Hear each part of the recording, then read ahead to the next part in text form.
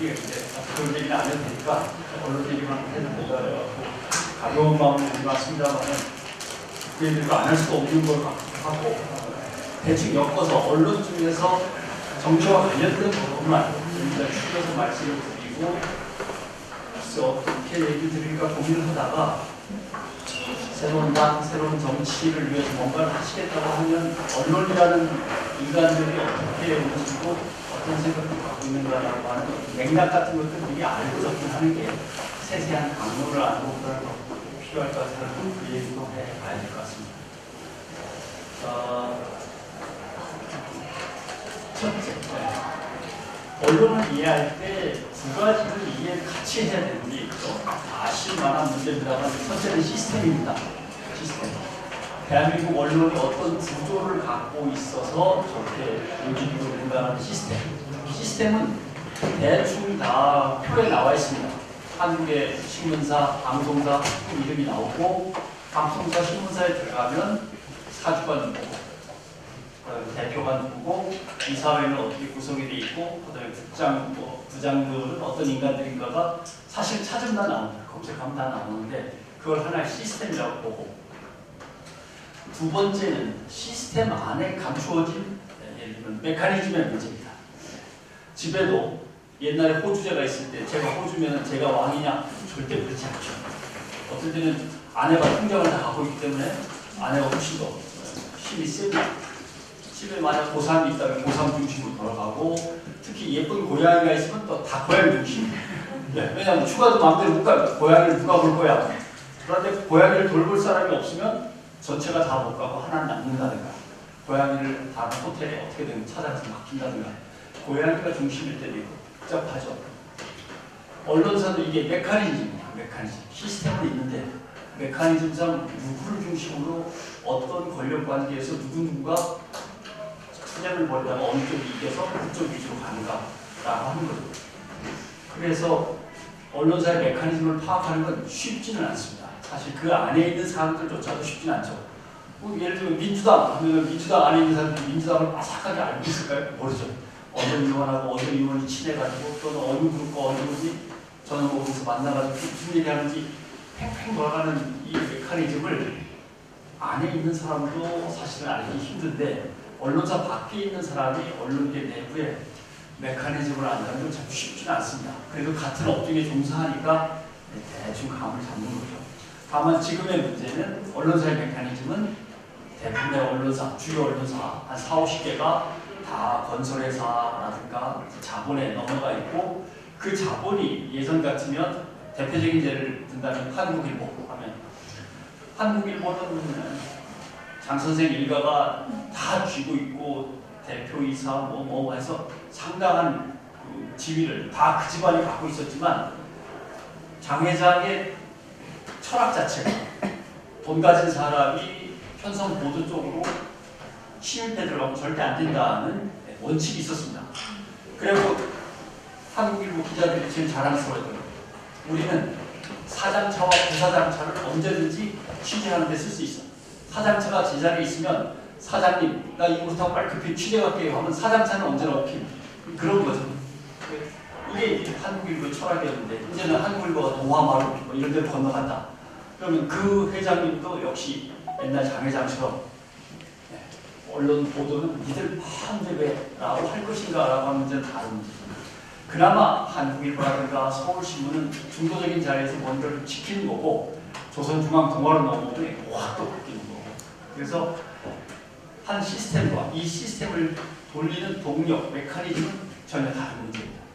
그래서 국장, 부국장, 부장이 이렇게 보이는데 사장, 이 글비스가 사장이 지배하느냐 아니면 사장의 아들이 부사장인데 부사장이 지배하느냐 이렇게 될 수도 있고 아니면 국장 옆에 딸 쪽에 기조실장이 있는데 기조실장이 사장의 측근이 내려와 있기 때문에 기조실장이 주로 판을 돌리느냐 전혀 다른 문제거든요. 이게 언론사의 메커니즘이라고 하는 겁니다. 그래서 이 두 가지를 같이 이해해야 언론이 돌아가는 게 이해가 되는 거죠. 그 다음에 이제 언론사가 다른 정치 권력, 언론사가 검찰이나 사법부 이런 쪽하고 어떻게 연결되느냐라고 하는 것도 전혀 다른 문제입니다. 왜냐하면 검사 출신 대통령이 생겼을 때와 변호사 출신 대통령이 생겼을 때 완전히 다르잖아요. 예.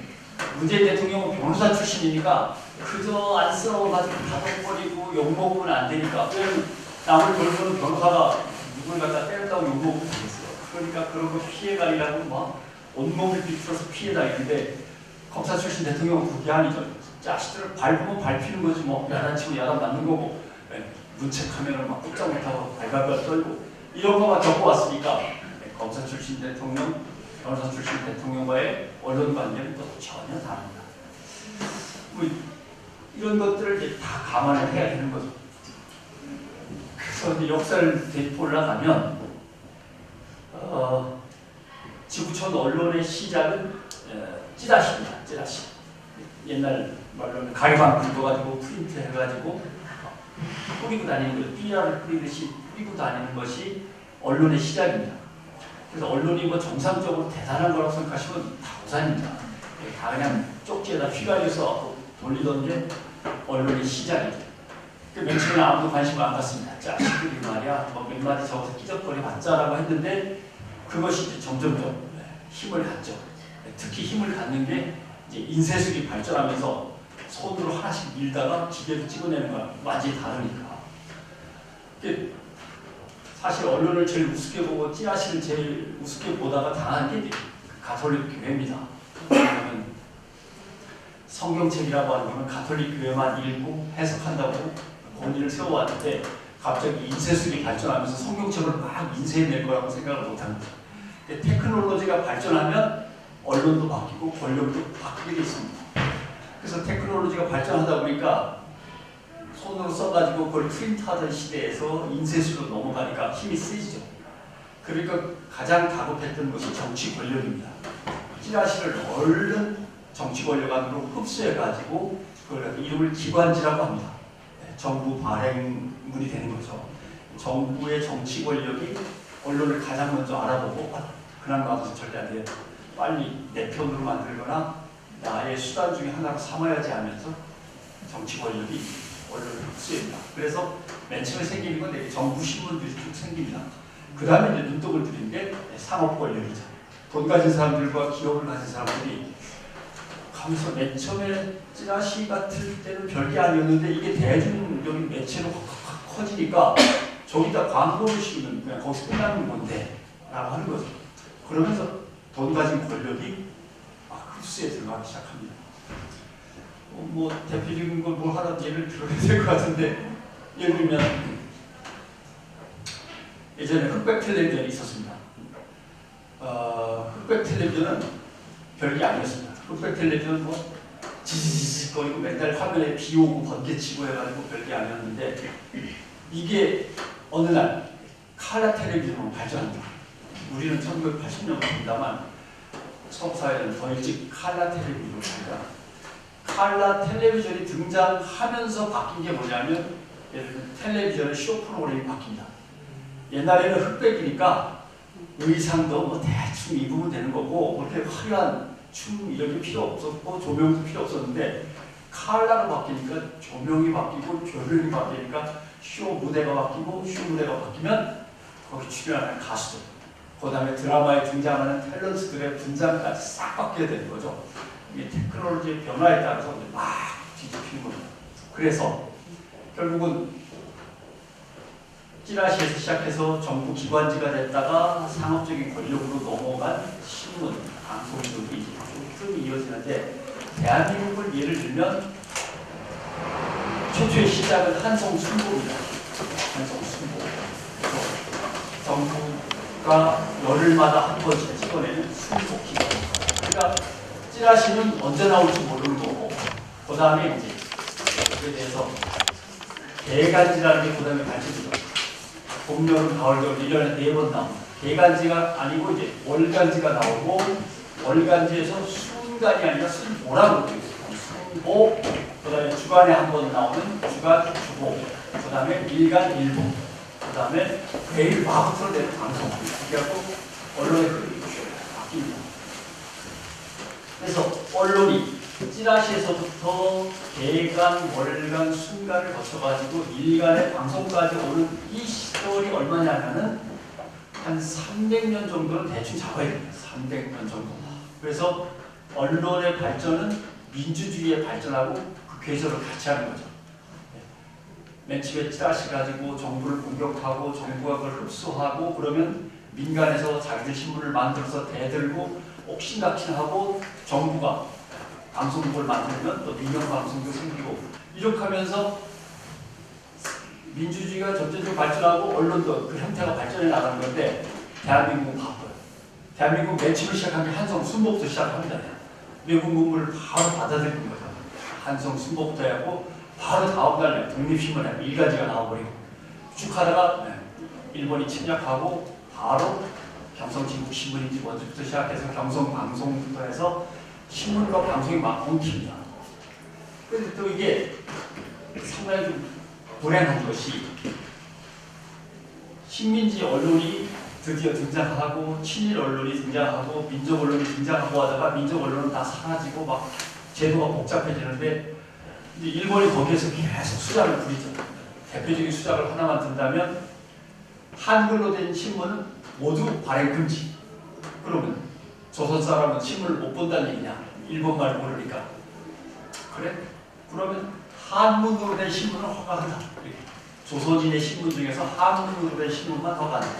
그럼 어떻게 되는 겁니까? 한문을 잘 알고 있는 지주, 귀족 출신의 양반 계급하고 양반 계급의 상층 부분하고 나머지 조선 민중은 완전히 격리되는 거죠. 한자, 한문으로 된 신문을 발행하고 그걸 읽어볼 수 있는 소수의 조선인 지배계급하고 조선인 일반 민중하고 분리시키는 거죠. 결국 조선 사람들을 갈라치게 하려고 총독부가 전략을 짜는 거죠. 그런 식으로 하니까 언론의 발전이 막 왜곡되는 거죠. 동아나 조선 같은 경우 어떨 때는 고개를 살짝 내밀고 민족적인 성격을 조금 보이다가 두들겨 맞으면 쏙 들어갔다가 이렇게 되는 거죠. 예를 들면 베를린 올림픽에서 손기정 선수가 금메달을 땄습니다. 가슴에 일장이가 있죠. 일장기를 지웠어요. 그럼 동아일보가 정관당하고 그냥 폐간으로 간다. 동아일보가 지우지 않았습니다. 한 기자가 차마 견딜 수 없어서 지웠고 그 기자는 다음날 잘렸습니다. 동아일보는 자기네가 엄청난 일을 저질러가지고 총독부로부터 탄압을 받았다고 이렇게 선전을 하지만 사실 그렇지 않고요. 기자 한두 명이 양심에 의해서 지워버렸고 동아일보는 깜짝 놀라고 회사에 누가 될까봐 잘라버렸고 이렇게 되는 거죠. 그런 예가 상당히 많습니다. 나중에 LA 마라톤도 그렇고 여러 가지에서 태극기를 지우고 일장기를 지우고 하는 그런 싸움들이 많은데 다 그런 겁니다. 식민지 하에서는 왜곡될 수밖에 없는 거예요. 그럼 해방되면 정상으로 돌아오느냐라고 하면 정상으로 안 들어옵니다. 왜냐하면 미군정 신문이니까. 근데 이 또 미군정은 또 맨 처음에는 괜찮았어요. 왜냐하면 미국 스타일로 하다 보니까 미국에는 뭐 그런 거 없거든요.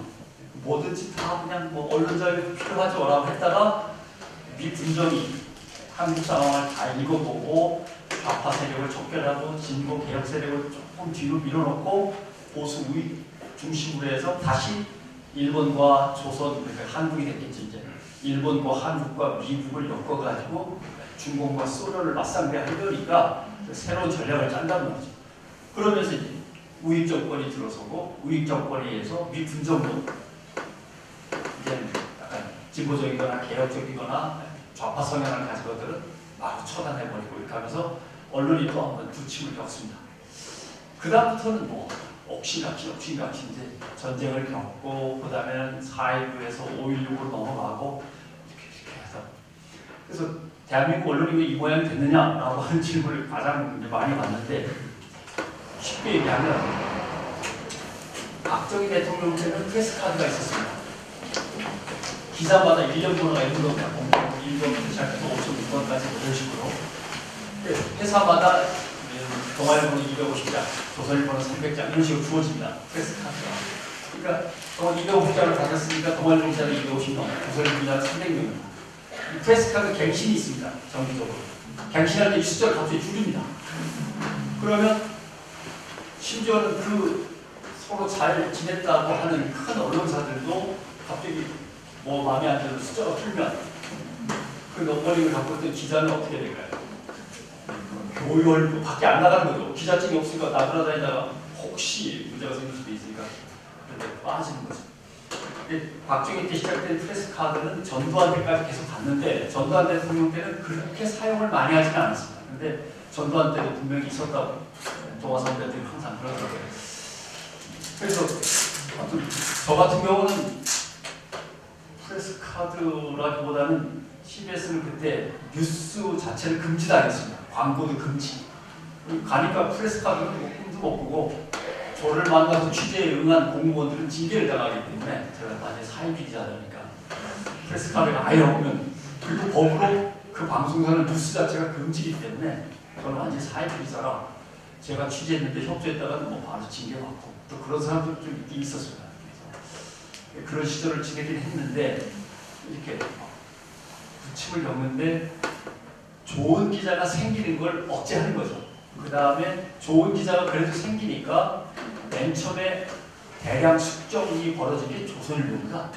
네, 조선일보가 먼저 한번 싹쓸이를 하고, 근데 또그 강씨 집안이 또 빠르잖아요. 바로 그냥 납작 엎드려가지고 최소한으로 줄입니다. 최소한으로 줄입니다. 그래서 조선일보에서 대량 해직 사태가 73, 74로 넘어가면서 벌어지는데 사실은 1차 해직에서 끝나버립니다. 근데 그때 동아일보는 야당지였습니다. 예, 그때 동아일보는 쉽게 약간 김대중 편이었습니다. 예, 삼양사가 이제 대주주였고, 호남 출신들이 동아일보에 많았고, 사주의 성격도 개혁적이고 진보적이고 야당 성향이었죠. 근데 동아일보는 주춤주춤 하는 겁니다. 그러니까 지금도 그래. 지금 동아일보는 얼굴이 납작 엎드릴 거면 가서 납작 엎드리든지 말든지 해야 되는데 꼭 누가 먼저 하는 거 먼저 따라가는 스타일이 동아일보인데, 동아일보는 그때 야당지였습니다. 그래서 모든 국민이 세상이 어떻게 돌아가는지를 알고 싶으면 동아일보부터 사서 보고, 그 동아일보에 특히 그 고바우 명가인가요? 만화부터 보고 하는. 그랬는데 조선일보에 이어서 이제 동아일보가 공격을 당할 때 기자들이 끝까지 버티고 사주들도 버티다 보니까 동아일보에서는 해직이 많이 나왔습니다. 그래서 지금 여러분들이 기억하시기에 동아투이는 바로 떠오르는데 조선투이는 잘 안 떠오르시죠. 실제로 조선투이, 동아투이 이렇게 되는데 조선은 피해 규모가 좀 작았고 동아는 엄청 컸고 이렇게 되면서 조선투이, 동아투이에서 기자들이 대량 해직 사태가 벌어지죠.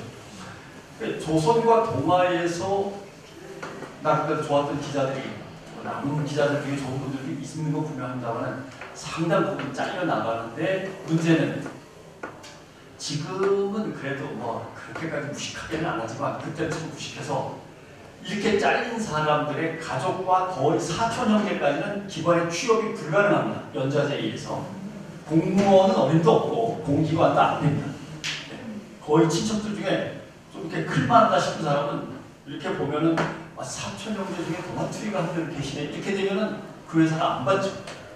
대개를 동대문시장 가서 나물 팔고 다 그럽니다. 아니면 출판사를 차려가지고 좀 진보적인 서적들 번역해서 팔고 이런 역할들을 하고, 아니면은 다 겪어보신 분도 있을 겁니다. 타임지나 뉴스위크지, 학교 캠퍼스나 거리에서 뉴스위크를 보시겠습니까? 이런 걸로 먹고 살고 그랬죠. 그래서 조선투이, 동아투이라고 하는 사람들이 나와서 또 다른 언론사를 만들면 됐겠지만 바쁠 수 없는 시대였으니까 결국은 악화가 양화를 부축하는 거죠. 눈치 보는 사람들은 많이 남고 나름대로 싸울 만한 사람들은 다 밖으로 쫓겨났는데 쫓겨난 사람들조차 언론 행위 자체가 불가능합니다. 그래서 감옥에서 나름대로 새로운 언론을 꿈꾸면서 언론을 만들어내서 길거리에 뿌린 사람들이 있는데 또 붙잡혀서 또 당하죠. 그래갖고 이제 결국 투병 끝에 숨진 사람이 이제 안종필 선배인데, 안종필 언론상이 그래서 있습니다. 안종필 자유 언론상이라는 게 그 기념으로 남아있는 거고, 그 양반이 1970년대에 감옥에서 쓴 개혁론이 한글 신문이 나와야 된다. 가로쓰기가 나와야 된다. 국민이 뜻을 모아서 언론을 만들어야지 돈과 권력에 의해서 언론을 만들어서는 아무 소용 없다 했던 게 그 양반입니다. 그 양반의 뜻을 받들어서 맨 처음에 말기에서 시작해서 한겨레 신문으로 이제 가는 겁니다. 그래서 한겨레 신문이 가로 쓰기부터 시작해서 한글 주로 쓰기, 그다음에 국민주로 이제 시작을 하는 거죠. 그 양반의 길이는 언론상이 그래서 남아 있는 거고. 이렇게 하고 악화가 양화를 구축하는데 전두환 정권은 좀 달랐습니다. 악화 양화 싸울 게 뭐가 있어? 그냥 언론인을 갖다 확 죽여버려. 그러니까 방송사를 확 줄여버리고 신문사도 확 줄여서 대충 몇 분의 1로 줄었나 하면 규모상으로는 박정희에서 전두환으로 넘어올 때 6분의 1에서 7분의 1로 줄어듭니다. 언론사와 언론사 기자 숫자가. 왜냐하면 부산에는 부산일보 국제신문이잖아요. 국제신문은요 서울역 앞에서 기다렸습니다. 국제신문을 사보려고. 저는 옛날 얘기를 좀 웃기만 국제신문은 야당지고 부산일보는 여당지였거든요. 서울에서는 동아일보, 한국일보 정도 막 이제 싸우는데 정부 여당하고 부산에서는 국제신문이 싸우거든요. 국제신문이 서울역으로 기차를 타고 오면은 국제신문을 먼저 보려고 기다렸습니다. 그럴 정도였는데 국제신문은 당연히 날아가고 부산일보가 부산에 남죠. 광역시와 도마다 신문은 딱 하나. 이게 원칙입니다. 그러니까 부산국제, 부산에 두 개 있으면 둘 중에 하나 처리해버려야지. 국제신문이 날아가는 거죠.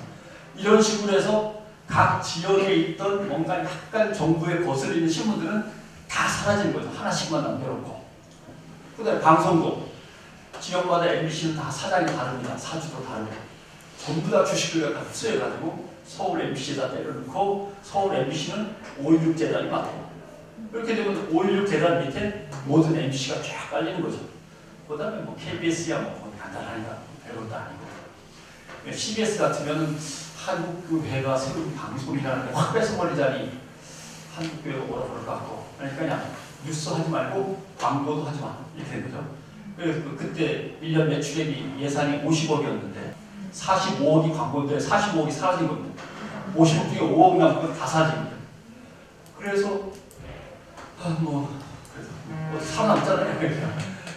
그 CBS는 지금의 그 TBS하고 비교를 한다면 CBS는 50억 중에 45억이 사라졌는데 5억 가지고 어떻게 살아남느냐? 바로 교회한테 손을 벌리죠. 근데 이 교회가 교인이 아니고 교회입니다. 조직이거든요. 전국의 교회 조직이 교인들한테 설명을 하고 돈을 조금씩 걷어가지고 넘겨주니까 이게 살아난단 말이죠. 근데 TBS는 이제 그게 안 되는 거죠. 전국에 TBS를 위한 조직이라는 게 없잖아요. 그럼 시민들이죠. 서울시민방송. 부산 시민이 보기에는 서울시민방송 너무 멀리 있고 서울 시민들이 보기에는 저게 우리 건가라는 생각이 들 정도로 그냥 진보적인 성향이나 개혁적인 성향의 시민들은 응원하지만 그냥 개별적으로 응원하는 거죠. 그러니까 조직적인 후원이 없습니다. 그래서 CBS와 TBS의 차이가 그런 건데 어떻게 살아남을지는 이제 좀 두고 봐야 되고 전두환 정부는 확 언론사 숫자를 6분의 1, 7분의 1로 줄이고 기자도 죽여버리는데 그러니까 박정희 정권 시대는 남산으로 끌고 가서 막 두들겨 팬 다음에 집에 보낸다는 거죠. 재미난 얘기 하나 하면 너무 딱딱한 얘기입니다. 어떤 사람이 옛날에는 이순신 장군, 광화문에 있는 이순신 장군 동상 그 앞에서 어떤 사람이 청와대를 향해서 삿대질을 하면서 야 이 바보 같은 자식아 너 하나 때문에 온 국민이 이렇게 고통을 당하고 있잖아 막 소리를 질렀대요. 그 자리에 가만히 있었겠어요? 바로 냉큼 검은 지구차들이 와고 냉큼 싣고서 남산에 데려가서 다 깨뜨립니다. 때리고 막 하다가 그래 그놈 한 놈 때문에 온 국민이 고통을 받는다 그랬지 너 그놈 한 놈이 누구야? 딱 그러니까 이 사람이 갑자기 김일성이요. 북쪽을 향해서 삿대질한 거야 이 사람은. 그러니까 청와대를 향해서 삿대질한 거야. 그러니까 두들겨 하던 사람이 깜짝 놀라고 아 진작 얘기를 하지 물어봤나? 진작 얘기를 하지 하더니 이제 뭐 교통비 택시 주고 아까짓기 받아주고 그러면서 이 사람이 나가면서 농담을 그랬다니 농담 마신다고 모르겠어. 뒤를 보면서 근데 아저씨는 누구라고 생각한 거예요? 그런 시절입니다. 마음에 안 들면 바로 남산에 싣고 가서 아니 이문동 이런 데 가서 두들겨펴다 내보내는 게 이제 박정희 정부 스타일. 그러니까 조선일 동아일 기자들을 확 잘라버리고 그런. 전두환 때는 두들겨 패는 게 아니라 이제 숫자를 줄였으니까 한 사람이 딱 들어오잖아요. 근데 이때가 또 3조 호황기입니다. 엄청나게 장사가 잘 됩니다. 아무튼 뭐. 그러니까 막 광고 시장이 막 팽창하기 시작하는데 언론사 숫자는 7분의 1, 6분의 1로 줄었으니까 어떤 일이 벌어지겠습니까? 신문사, 방송사의 광고가 뭐 엄청나게 들어가는 거죠. 그래가지고 설계를 잘 하셨죠. 전두환 각하가 광고가 엄청나게 쏟아질 건데 방송사들이 직접 받지 말고 광고 공사를 만들어갖고 공적으로 운영을 해라. 공영성을 강화해라.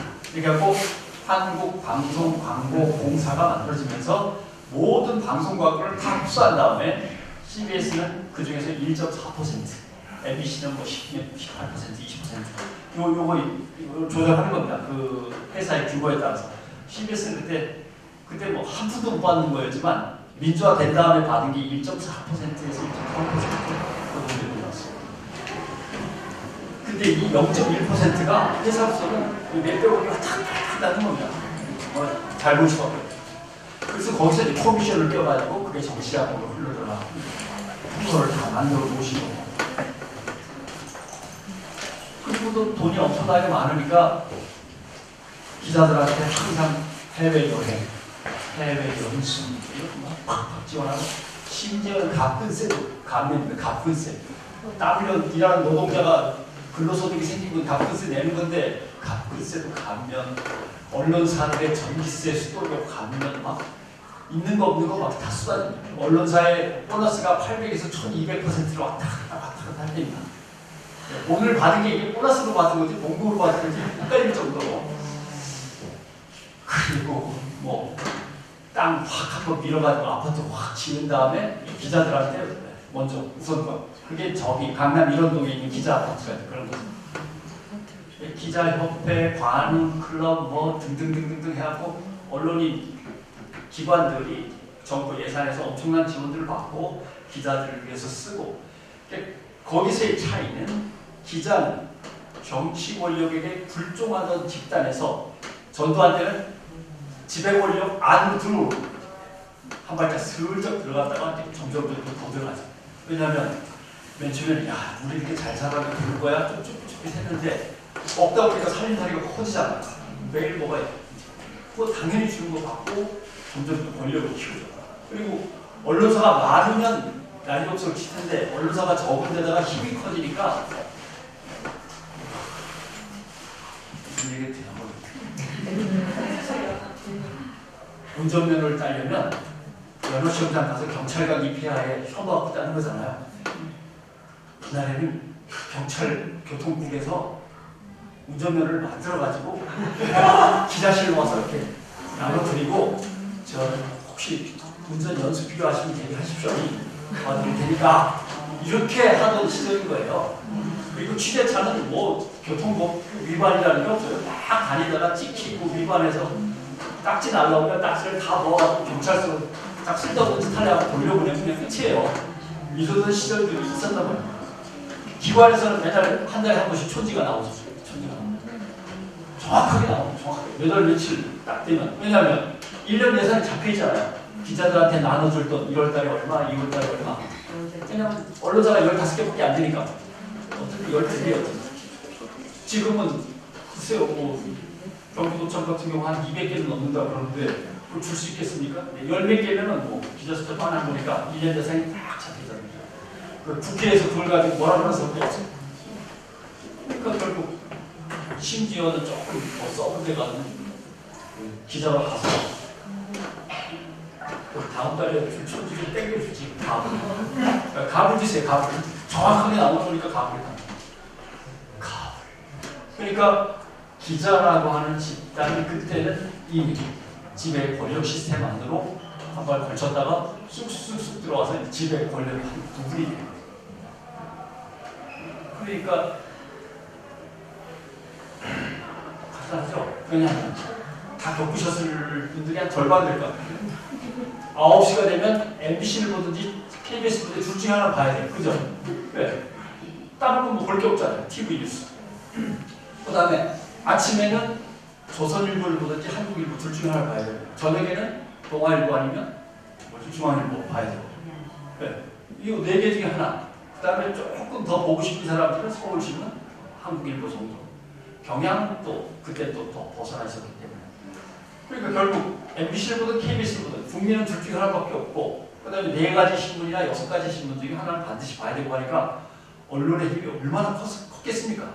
인터넷을 딱 찾아보는 거 하나도 없고 정말 저희 같은 경우는 6시 되면 뛰어가서 동아일보부터 사봐야 돼. 동아일보 떨어지니까 거리에서 제일 먼저 날아가는 동아일보니까 동아일보부터 사야 됩니다.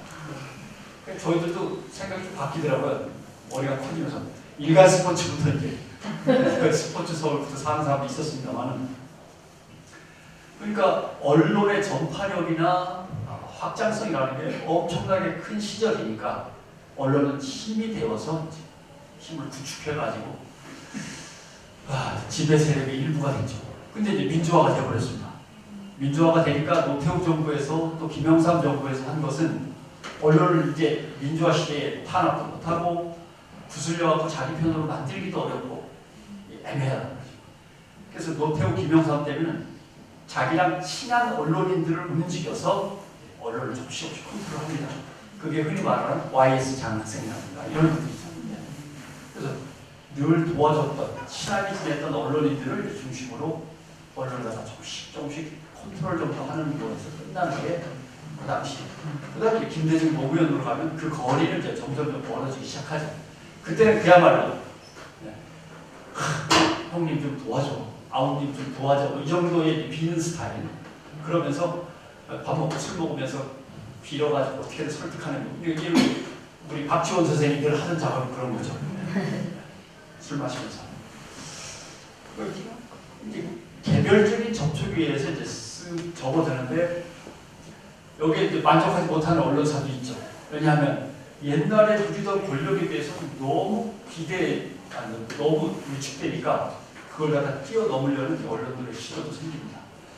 그러면서 김영삼 정부 들어서서 제일 고민했던 문제는 그러면 이 언론은 어떻게 했으면 좋겠나. 민주화는 시작이 됐고 언론을 컨트롤했으면 좋겠는데 컨트롤 못하겠고 까짓 거확 열어버리고 자유경쟁 시대로 가는 거죠. 언론들끼리 치열하게 생존 경쟁을 벌이느라고 정부의 어떤 정치 권력에 대한 비판의 칼날이 느려지도록 확 열어버립니다. 그래서 이제 생겨난 것들이 SBS부터 시작을 해서 줄줄줄줄 신문이나 신문 다 생기는 거죠. 근데 또 어쩔 수 없습니다. 왜냐하면 민주화 전에 신문들을 갖다 다 잘라버렸는데 민주화가 됐으니까 그 잘린 신문, 예를 들어 부산의 국제신문 우리 다시 시작하겠습니다. 뭐라고 어떻게 말하겠어요? 모두 시작됩니다. 그러면서 각 지역마다 숱한 신문사가 생기고 방송국들이 서서히 등장을 하죠. 그러니까 이제는 돈 때문에 목이 매는 스타일이 되는 겁니다. 옛날에는 권력 때문에 목을 조이고 있었다면 이제는 권력은 점점 더 줄어들고 돈 때문에 이제 목을 조이는 사회로 가는 거죠. 그때 이제 유명했던 김준배 선생님, 동아일보 김준배 선생님은 이제부터는 금권과의 싸움이다, 돈과의 싸움이다 라고 얘기를 하셨던 거고 그러면서 이제 돈이 중요해지고 돈을 많이 벌고 그런데 조선일보는 그때 신문 재벌로 이미 성장을 해버렸어요. 신문 재벌로. 그 다음에 재벌 신문들이 있죠. 재벌 신문들이 있고 그게 이제 문화일보라든가 국민일보라든가 이런 것들은 재벌 신문이고 동아일보도 재벌 신문에 속하는 거고 신문 재벌이라고 하면 조선일보를 필두로 해서 동아일보도 어떤 의미에서 신문 재벌이고 판이 벌어져서 기억하실지 모르겠습니다만 그 싸움을 위해서 치열해집니다. 동아와 중앙 사이에 아마 살인사건도 있었습니다. 신문을 배달해가지고 먼저 지하철 쪽에 신문을 차지해야 되는데 지하철 갑판대 신문 쟁탈전이 벌어지다가 지국장들끼리 칼부림도 있었고 그 다음에 여러분들 많이 받으셨죠? 화장품용 냉장고, 선풍기 우리 신문을 보시면 이거 드립니다. 그래서 그때 웃기는 얘기 또 하나만 섞으면 제일 돈을 많이 버는 것은 회사 이름을 잘 모르겠네요. 신신파스. 파스 회사가 돈을 많이 벌었다는 소문이 있습니다. 왜냐하면 신문 배달원들이 신문을 갖다 던지잖아요. 근데 옛날에는 24면이었단 말이에요. 4면이 6장짜리니까 24면에 36으로 다 48로 가는 거예요. 그러니까 신문 배달하는 그 어린 친구들이 이만큼을 던져야 되는 거죠. 옛날에 이만큼만 던지면 되는데 팔이 날아가고 어깨가 날아가서 맨날 파스를 붙인다 그래갖고 파스 회사가 돈을 벌었다는 풍문이 있었습니다. 그 정도로 신문이 돈 경쟁이 나서는 거죠. 우리 신문은요 36페이지나 됩니다. 그러니까 바로 우리 신문은 48페이지입니다. 거기다가 중간에 간지까지도 막 집어넣는 거죠. 이걸 누가 시켰냐면 중앙일보가 시켰습니다. 왜냐하면 삼성이 있으니까. 중앙일보가 면수를 확 늘리니까 동아일보, 조선일보는 죽을 지경이다. 특히 동아일보는 더 힘들고 조선일보는 어떻게든 따라가고 한국일보, 경향신문, 서울신문은 한겨레 따라갈 수가 없어요. 잉크 사야죠, 종이 사야죠. 그걸 메꾸려면 기자들 숫자가 엄청나게 많아야 되는데 중앙이나 조선 같은 데서 36, 48 이렇게 나가면 도저히 불가능한 거거든요. 그래서 예전에 모르겠습니다. 조선이 한 200대면 동아가 한 150 된다거나 중앙가 한 150, 170, 180 된다거나 한겨레 신문 같은 경우는 70, 80, 한국일보도 그렇게 갔다 가는데 요새는 아마 그냥 몇만 조선, 동아, 중앙 정도가 10만 단위를 일단 넘어가 있고 조선일보가 제일 많겠죠. 소문에 의하면 뭐 80만, 90만, 100만 이렇게 얘기한다면 얼마 되는지 모르겠습니다. MBC라고 하는 부스 공사 제도 자체가 일단 다 허위니까 정확하게는 알 수 없지만 사실 잉크 사가는 거 보면 대충 아는데 예전에 잉크 사가는 거 보면 대충 아는데 120만 원 줄었군 100만, 120만 될까? 종이하고 잉크 사가는 거예요. 근데 그게 소용없는 게 찍은 다음에 계란 파는 거 하는데 그 숫자가 무슨 숫자가 의미가 없다고. 이 낌새를 역시 동물적인 감각이 있는 보수 진영이 먼저 알죠. 그래서 죽어라고 정부의 요청에서 받아낸 게 종편입니다. 네. 신문 잉크하고 종이를 매일 사보니까 알겠죠. 야 이렇게 쭉쭉 내려가다가는 뭐 신문이라고 하는 것 존재가 나중에 별 볼일 없다라고 하는 걸 아니까 이명박 정부에 힘을 써서 당시 광고시장 규모로는 종편이 하나 내지 하나 반 정도가 있으면 딱 맞는 정도의 광고시장인데 조선, 동아, 중앙, 그다음 매경 거기다가 YTN, 연합뉴스 TV까지 사실상 6개가 생긴 거였어요. 네. 광고시장이 하나 아닌 2개인데 6개가 동시에 막 생겨버리니까 어떤 일이 벌어지느냐. 제일 먼저 없어지는 것. 레이디 경향, 우먼센스 뭐 이런 거 여성지들, 그 다음에 문학지들, 문예지 문학지들 다 없어지고, 그 다음에 소년지 어린이 잡지들 다 없어지고, 언론의 다양성이 없어집니다. 왜냐면 버틸 수가 없어요. 광고 시장에서 광고를 갖고 있는데 갑자기 TV조선에 와서 광고를 달라고 합니다. 그 광고 좀 전에 조선일보에서 가져가셨는데 야 조선일보하고 TV조선은 회사가 다른데 그러니까 따로 또 줘야 된다. 여기서 숱한 싸움이 있었습니다. 아니 같은 조선이지 뭘 또 따로 따르냐 이렇게 뭐가 따로 따르지 이게 같은 조선이냐 옥신같이 하면서 안 뺏기려는 사람과 더 뺏어가려는 사람 다 먹고 살아야 되니까. 그래서 결국은 대한민국 언론의 다양성이 확 줄어듭니다. 종류가 줄어드는데 보다 줄어드는 건 지역신문이에요. 지역신문은 광고할 데가 없어요. 기업은 다 서울에 있는데 서울을 비집고 들어가 보려고 했더니 종편 6개가 갑자기 딱 찾아오고 틈을 내주지 않으니까 다 없어지기 시작해서 지금 제일 어려운 거는 전문지들은 인터넷을 하니까 이제 어떻게든 버텨나가는 근데 지역신문들, 지역방송들이 제일 어려운 상황을 거죠. 이렇게 해서 쭉 해서 종편까지 와서 종편이 맨 처음에 한 몇 년 하다가 망할 줄 알았습니다. 종편에 누가 광고를 하겠어? 라고 했는데 종편이 그냥 있는 힘을 다해서 머리를 짜냈는데 그게 뭐냐면 되는 말이야. 꼰대 얘기가 나와서 죄송합니다. 11시 아침에 애들 학교 보내고 11시 정도까지 텔레비전을 보고 그 이후에 텔레비전을 안 봤습니다. 저녁 7시에서 7시 반 정도부터 다시 텔레비전을 봅니다. 왜냐면 그 낮에 볼 것도 없어요. 볼 것도 없고 볼 시간도 없고. 그런데 종편이 생기면서 밑에 빨간 바탕에다가 북한이 미사일을 쏴 전쟁 준비해 하면서 맨날 김정일 얼굴 나오고 막 김일성 얼굴 나오고 막 하니까 할아버지들이 10시부터 보기 시작합니다. 하루 종일 봐요. 뉴스 이제 7시 KBS 뉴스 하고 9시, 8시 JTBC 나오고 할 때까지 계속 경기만 보는 거예요. 한 6시, 7시까지. 그래서 한 텔레비전 시장에서 10시부터 저녁 7시까지는 죽은 시장이었는데 이게 확 살아납니다. 외국인 기자가 저한테 묻더라고요. 야, 당신네 나라 대통령이 김정일인 줄 알았어요. 텔레비전만 틀면 다 김정일이에요. 계속 미사일 쏘는 장면에 김정일의 북한군을 행진하는 거에 대포 쏘는 거에 막 난 니네 나라 대통령 김정일인 줄 알았다. 그럴 정도로 낮부터 아침부터 낮 그리고 저녁까지 북한 관련 뉴스 주로 북한의 위험성을 갖다가 과잉 보도하는 것들이 꽉 들어차고 나이 드신 분들이 거기에 호응하면서 텔레비전에 새로운 시장이 열립니다. 낮 시장이라는 게 낮 시장.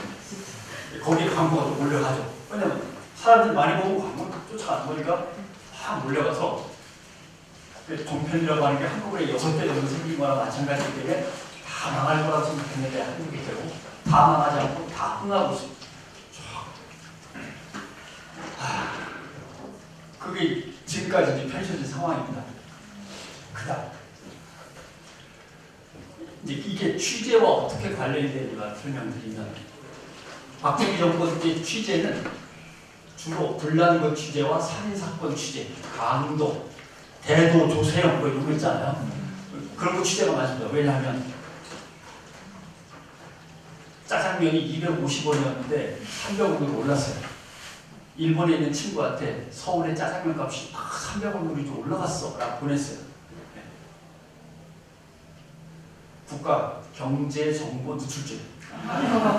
왜냐하면 일본에서 받은 그 친구가 그걸 누구한테 보여줬는데 그 보여준 사람이 하필 조총련이에요. 이렇게 되면 국가 경제 정보 기밀 누설죄가 되는 거죠. 스타를 많이 잡혀갔습니다. 어떻게 보면 그래서 잡혀간 게 아니라 간첩을 만들려니까 그게 필요했을 수도 있고 짜장면 값이든 시멘트 값이든 집 값이든 이런 것들을 다 함부로 얘기하기가 쉬운 게 아니에요. 거기다가 정부가 정책을 잘못해서 집값이 오르고 있다? 바로 잡혀갑니다. 바로. 심지어는 옛날에 많이 드시던 것 중에 미원이 있었습니다. 조미료, 미원, 아지노모토, 미원. 그다음에 미품. 미원하고 미품에 MSG 안손 성분이 들어있다는 것은 방송의 금기 사항입니다. 왜냐하면 미원, 미품 광고가 워낙 방송 광고 중에 비중이 크기 때문에 함부로 얘기하면 안 돼요. 공해라는 말 쓰면 걸립니다. 공해가 아닙니다. 그냥 좀 더러워졌다. 오염됐다. 이렇게 써야 되는데 공해하면 그 국가적인 문제라고 되는 것들을 공해도 쓸 수 있는 단어가 아니었습니다. 그리고 다 이런 것들이요. 그런 상황에서 언론사끼리 누가 더 뛰어난 언론사인가를 경쟁하려면 뭐가 있겠습니까? 속도 경쟁밖에 없어요. 살인사건을 누가 먼저 보도했느냐. 이런 것들입니다. 범죄, 사고 이런 거가 우리 경쟁이 있다는.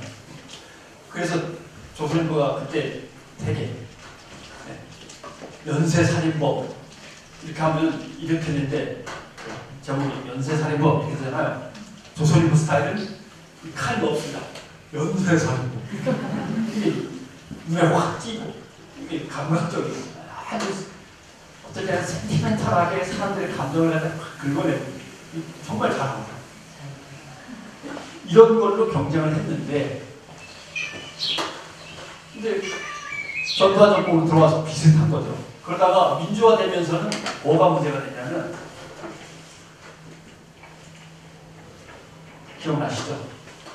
502 특별수사 보고 민주화 이전에 잘못한 정권의 비리에 대해서 또는 재벌과의 유착 등에 대해서 혁신적인 개혁 작업이 슬슬 진행됩니다. 노태우 때는 하는 척 앉아 했는데 김영삼 정권 들어서 갑자기 뭐 하나의 척결부터 시작되고 막 금융실명제 도입해서 시작이 되고 김대중 정부 들어와서는 본격적으로 마무리가 되고 이렇게 되는 거죠.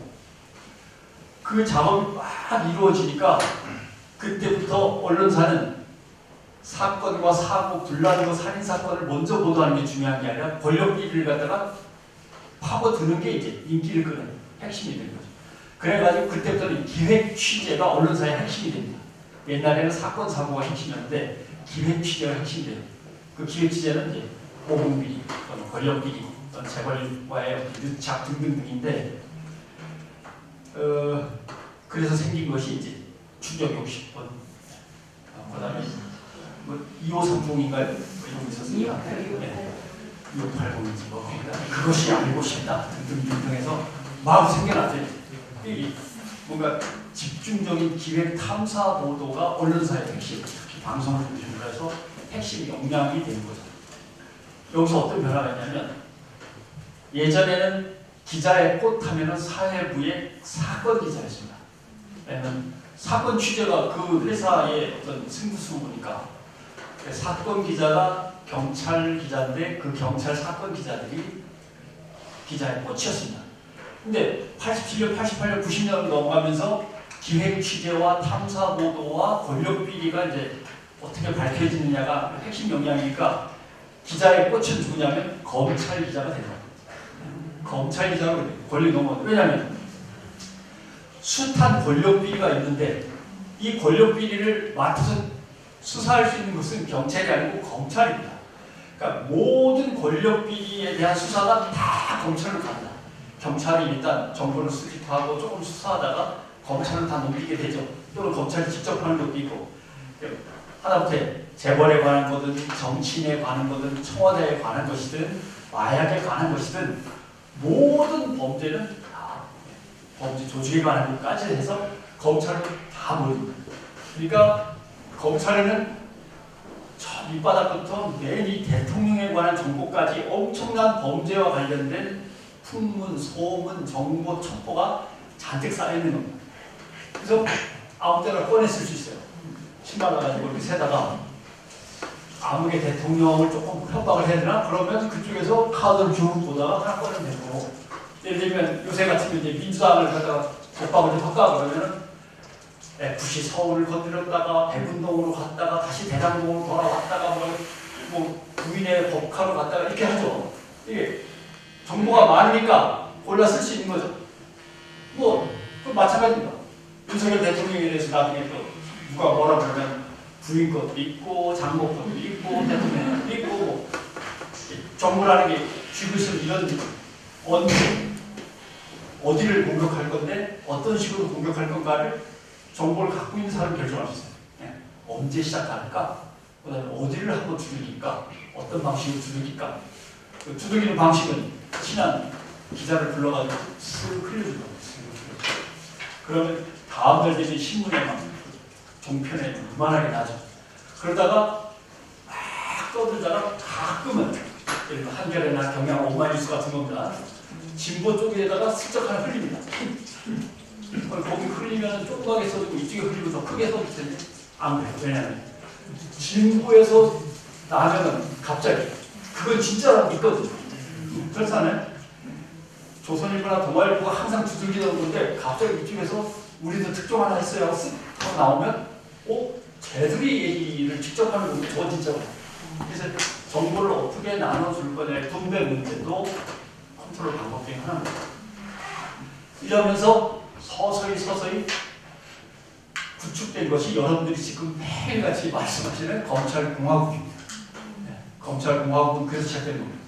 경찰은 수사할 거리가 하나도 없었어요, 사실은. 네, 그 도둑이나 뭐 살인사건 외에는. 살인사건도 크면 나중에 검찰로 오지만. 왜냐하면 경찰의 수사를 모든 것을 다 지휘하는 게 검찰이었기 때문에 경찰이 뭘 건드리든 일단 다 검찰로 오고 그 다음에 안기 국정원이 하는 것도 마찬가지입니다. 왜냐하면 안기부 국정원은 구속과 기소에 대한 권리가 없어요.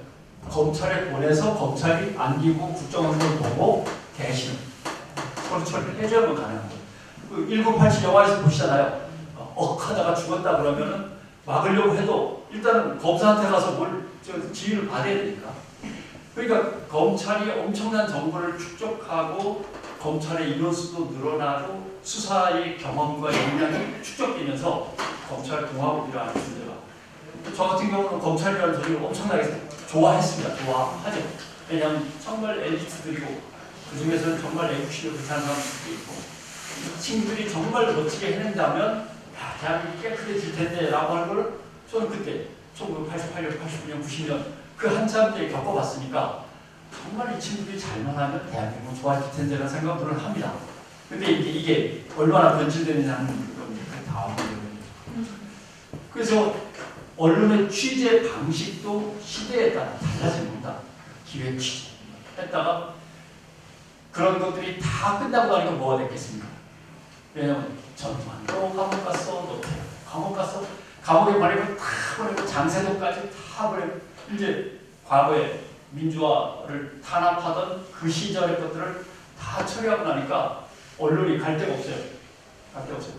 그래서 이제 연애 오락 쪽에 신경을 쓰게 된 겁니다. 엔터테인먼트 쪽으로 이제 확 가서 정치 뉴스도 야하게, 뭐도 야하게. 그래서 야한 거 좋아하다가 1997년 IMF를 났죠. 맞습니다. 그래서 농담으로 광화문 내거리에서 지하도에 가고 김 기자 하면은 노숙인들 중에서 벌떡벌떡 일어난다는 거예요. 예전에는 기자가 잘린다는 거는 대통령이 칼로 내려칠 때만 잘리는 거지 그런 것도 없는데 기자들이 다 잘려나오려면 상상을 못했다.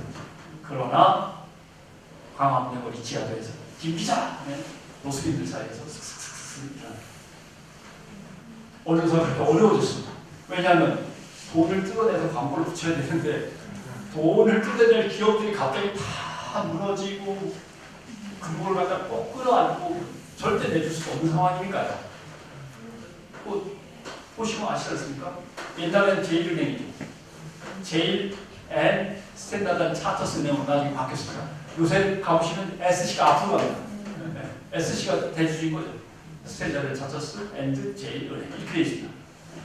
그 나라의 모든 부가 다 외국으로 빨려나가고 그러는 상황에서 하다못해 정관장이 홍삼 쭉쭉 빨아먹으면 그게 우리나라에 돈이 남느냐?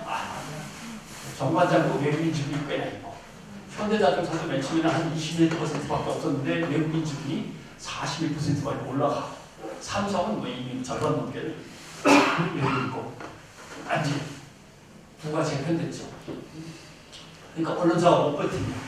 언론사가 못 버티니까 기자들을 갖다 내보낼 수밖에 없죠. 축소해서 먹고 살아야 되니까. 그러니까 기자들의 업무량이 엄청나게 늘어납니다. 사람들은 다 나갔지, 신문은 메꿔야지. 그러니까 기자들이 정신이 없어요. 취재를 열심히 한다? 열심히 할 틈이 별로 없어요. 죽어라 써낼 수밖에 없는 거예요. 그랬는데 갑자기 온라인 시대가 열린 거예요. 그때 또 영상 시대가 열린 거예요. 그러니까 기자들은 신문 메꿔야지, 그거 말 바꾸고 다 그림 다시 넣어가지고 온라인 메꿔야지, 그 다음에 동영상도 가끔가다 해야지 하니까 이게 엄청나게 늘어났죠. 근데 사람은 계속 안 뽑아줘. 요새는 들어오겠다는 사람도 많지 않습니다만. 그래서 기자들이 점점 어려워지니까 나오는 방식 중에 대표적인 게 다운필 저널리즘이 나옵니다. 왜냐면 이 사람이 얘기했으니까 그대로 쓰면 되는 거예요. 다운필 찍고 이렇게. 그러면 비용이 안 듭니다. 왜냐면 취재할 필요가 없어요. 이렇게 브리핑룸에 앉아 있어갖고 백브리핑 나와서 설명하면 그대로 받아 쓰는 거니까 밖에 갈 것도 없고 그냥 돈이 하나도 안 들어요. 그 다음에 정치적인 위험 부담이 없어요.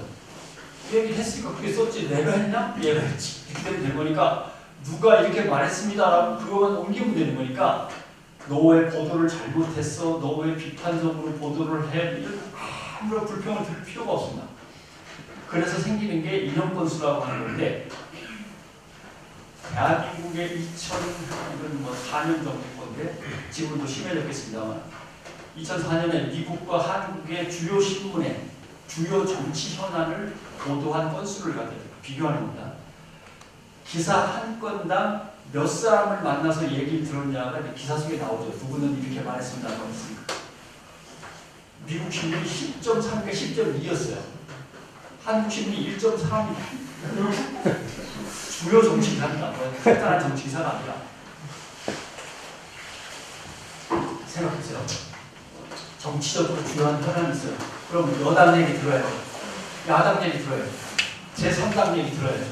셋을 놓고 전문가들은 어떻게 보는지 정치학 교수 얘기 들어야 되는데 보수한 사람 들어보고 중도한 사람 들어보고 진보한 사람 들어보고 하면 6명입니다. 이 가장 상식적인 기사의 패턴입니다. 6명 정도 들어가는 게. 거기다가 뭐 시민이 들어갈 수도 있고 일단은 4명 아니면 6명은 돼야 되는데 1.4명이라는 얘기는 여당, 야당 중에 둘 다 들은 것도 아닌 거예요. 평균이 1.4가 나왔다는 뜻은 그렇지 않습니까? 이걸 기사의 취재원 인용 건수라고 하는 건데 인용 건수가 어떻게 전화가는 10명인데 우리는 1.5명밖에 안 되는가라고 하는 문제인데 지금은 더 심해졌을 거예요. 왜냐하면 아무개 대변인이 이렇게 말했다 쫙 하고 끝이에요. 원내대표 아무개가 이렇게 얘기했다 쫙 끝. 비상대책위원회 위원장께서 이렇게 얘기했다 쫙 끝. 1.0이면 충분합니다. 이 상황이 점점 악화되고 있는 게 지금의 상황인 거죠. 그래서 세대별 특성과 취재의 차이도 이렇게 벌어지고 있다라고 하는 거고 이건 점점 좀 심해져요. 점점 좀 심해지고 그 다음에 뉴스룸 몇 분이죠? 종근이라고 했어요. 뉴스룸이라고 하는 것의 특징 그러면 여러분 드라마에 나오는 거는 다 거짓말입니다. 그 기자들이 모여있는 뉴스룸에 탁 편집국에 들어가면 상식과 엄격한 직접 어떤 책임감을 갖고 있는 기자들이 머리를 맞대고 치열하게 토론을 벌이면서 의견을 참 모아간다 라고 생각하면 오산입니다. 그런 일은 별로 벌이지 않습니다. 뉴스룸은요 욕망과 편견과 뒤에서 뒷배를 봐주는 사람의 지금 찔러넣는 의견과 이런 것들이 막 뒤범벅이 되면서 싸운 겁니다. 뒤범벅이 되면서 싸우다가 예를 들면 7시 뉴스를 하려면 이게 4시에는 끝나야 되고 9시 뉴스를 하려면 5시, 6시에는 끝나야 되니까 어쩔 수 없이 끝나는 겁니다. 그다음부터 허겁지겁 준비를 하죠. 그러니까 그게 누구의 의견이 그렇게 뒤범벅되느냐. 일단 어린 기자들은 힘이 없으니까 부장, 논설위원들, 그 다음에 주간을 비롯해서 사주의 입장을 충분히 전달하는 사람들, 그 다음에 여기저기서 오는 다른 전화 이런 것들이 막 뒤범벅이 되면서 쭉 흘러가다 마지막에 대충 정리하고 끝나는 거죠. 그럼 언론은 객관적이고 공정해야 된다는데 그런 언론은 아까도 설명드렸지만 존재한 적이 없습니다. 지구촌에서 얘기 드렸죠. 찌라시부터 시작해갖고 정부가 한번 손을 대고 정부를 뒤따라서 상업자본이 손을 대고 이러면서 언론이 형성된 거기 때문에 나중에 어떻게든 객관적으로 공정하게 보도하려는 언론들이 등장은 하지만 언론의 판이라고 하는 건 그런 게 아니에요. 그래서 그럼 언론은 객관적이냐? 공정하면 어디에다 파헤친 거냐라고 할 때 언론은 객관적이지 않습니다. 언론이 최선을 다할 수 있는 것은 주관성입니다. 주관과 주관 사이를 넘나들면서 다 취재해가지고 여러분들한테 펼쳐보이는 겁니다. 누구는 이런 식으로 생각하고 있는데 누구는 이런 식으로 생각하고 있고요. 거기에 누구는 또 이렇습니다. 이 사람들이 왜 각각 생각이 다른가의 배경을 설명드리면 이렇게 되는 겁니다. 이렇게 설명하고 여러분들한테 내놓으면 그게 주관성입니다. 근데 다들 자기가 객관적으로 판단해서 내놓는다고 하죠. 누구는 어떤 맥락에서 하고 누구는 어떤 맥락에서 하고를 내가 다 알고 판단해서 마지막으로 매겨줄 테니까 하고 던져주는 건데 그걸 객관성이라고 보기는 좀 어렵습니다. 사실 그렇게 아까 인용 건수 얘기했지만 그게 그래서 중요한 거죠. 취재한 걸 보면은 그렇게 여러 명의 주관을 갖다가 왔다 갔다 하면서 보지도 않았어요. 간단하게 한두 명만 봤지. 그걸 어떻게 객관성이라고 하겠습니까? 언론이 최선을 다할 수 있는 것은 공정성입니다. 그 다음에 진실 어렵습니다. 진실 어렵습니다. 왜 진실에 접근하는 게 어렵냐면 어렵죠. 지하철을 탔는데 거기 빨간 핑크색으로 돼 있고 여기는 임산부가 앉는 자리입니다. 라고 했는데 덩치가 이렇게 생긴 예슬리 선수 같은 남자가 딱 앉아있어요. 나쁜 놈이죠. 사진 찍어 그냥 오버를 해버릴 만한. 이건 사실입니다. 임산부석에 덩치 크고 튼튼하게 생긴 남자가 앉아있다. 이게 사실이죠. 진실로 넘어가려면 어떻게 되냐. 그 남자가 제가 맨날 애들한테 조심하라고 얘기하는 신촌 세브란스에서 2호선 타면요 흑인 병사들이 있는데 암센터에 다녀가는 길입니다. 지금 막 암 진단을 받았을 수도 있고 방사선 치료를 막 끝내고 나오는 곳일 수도 있고 또 아니면 5호선 타고 마포 쪽으로 가다 보면 이게 자살하러 가는 사람일 수도 있어요. 쫄딱 망해가지고 주식으로 날려가죠.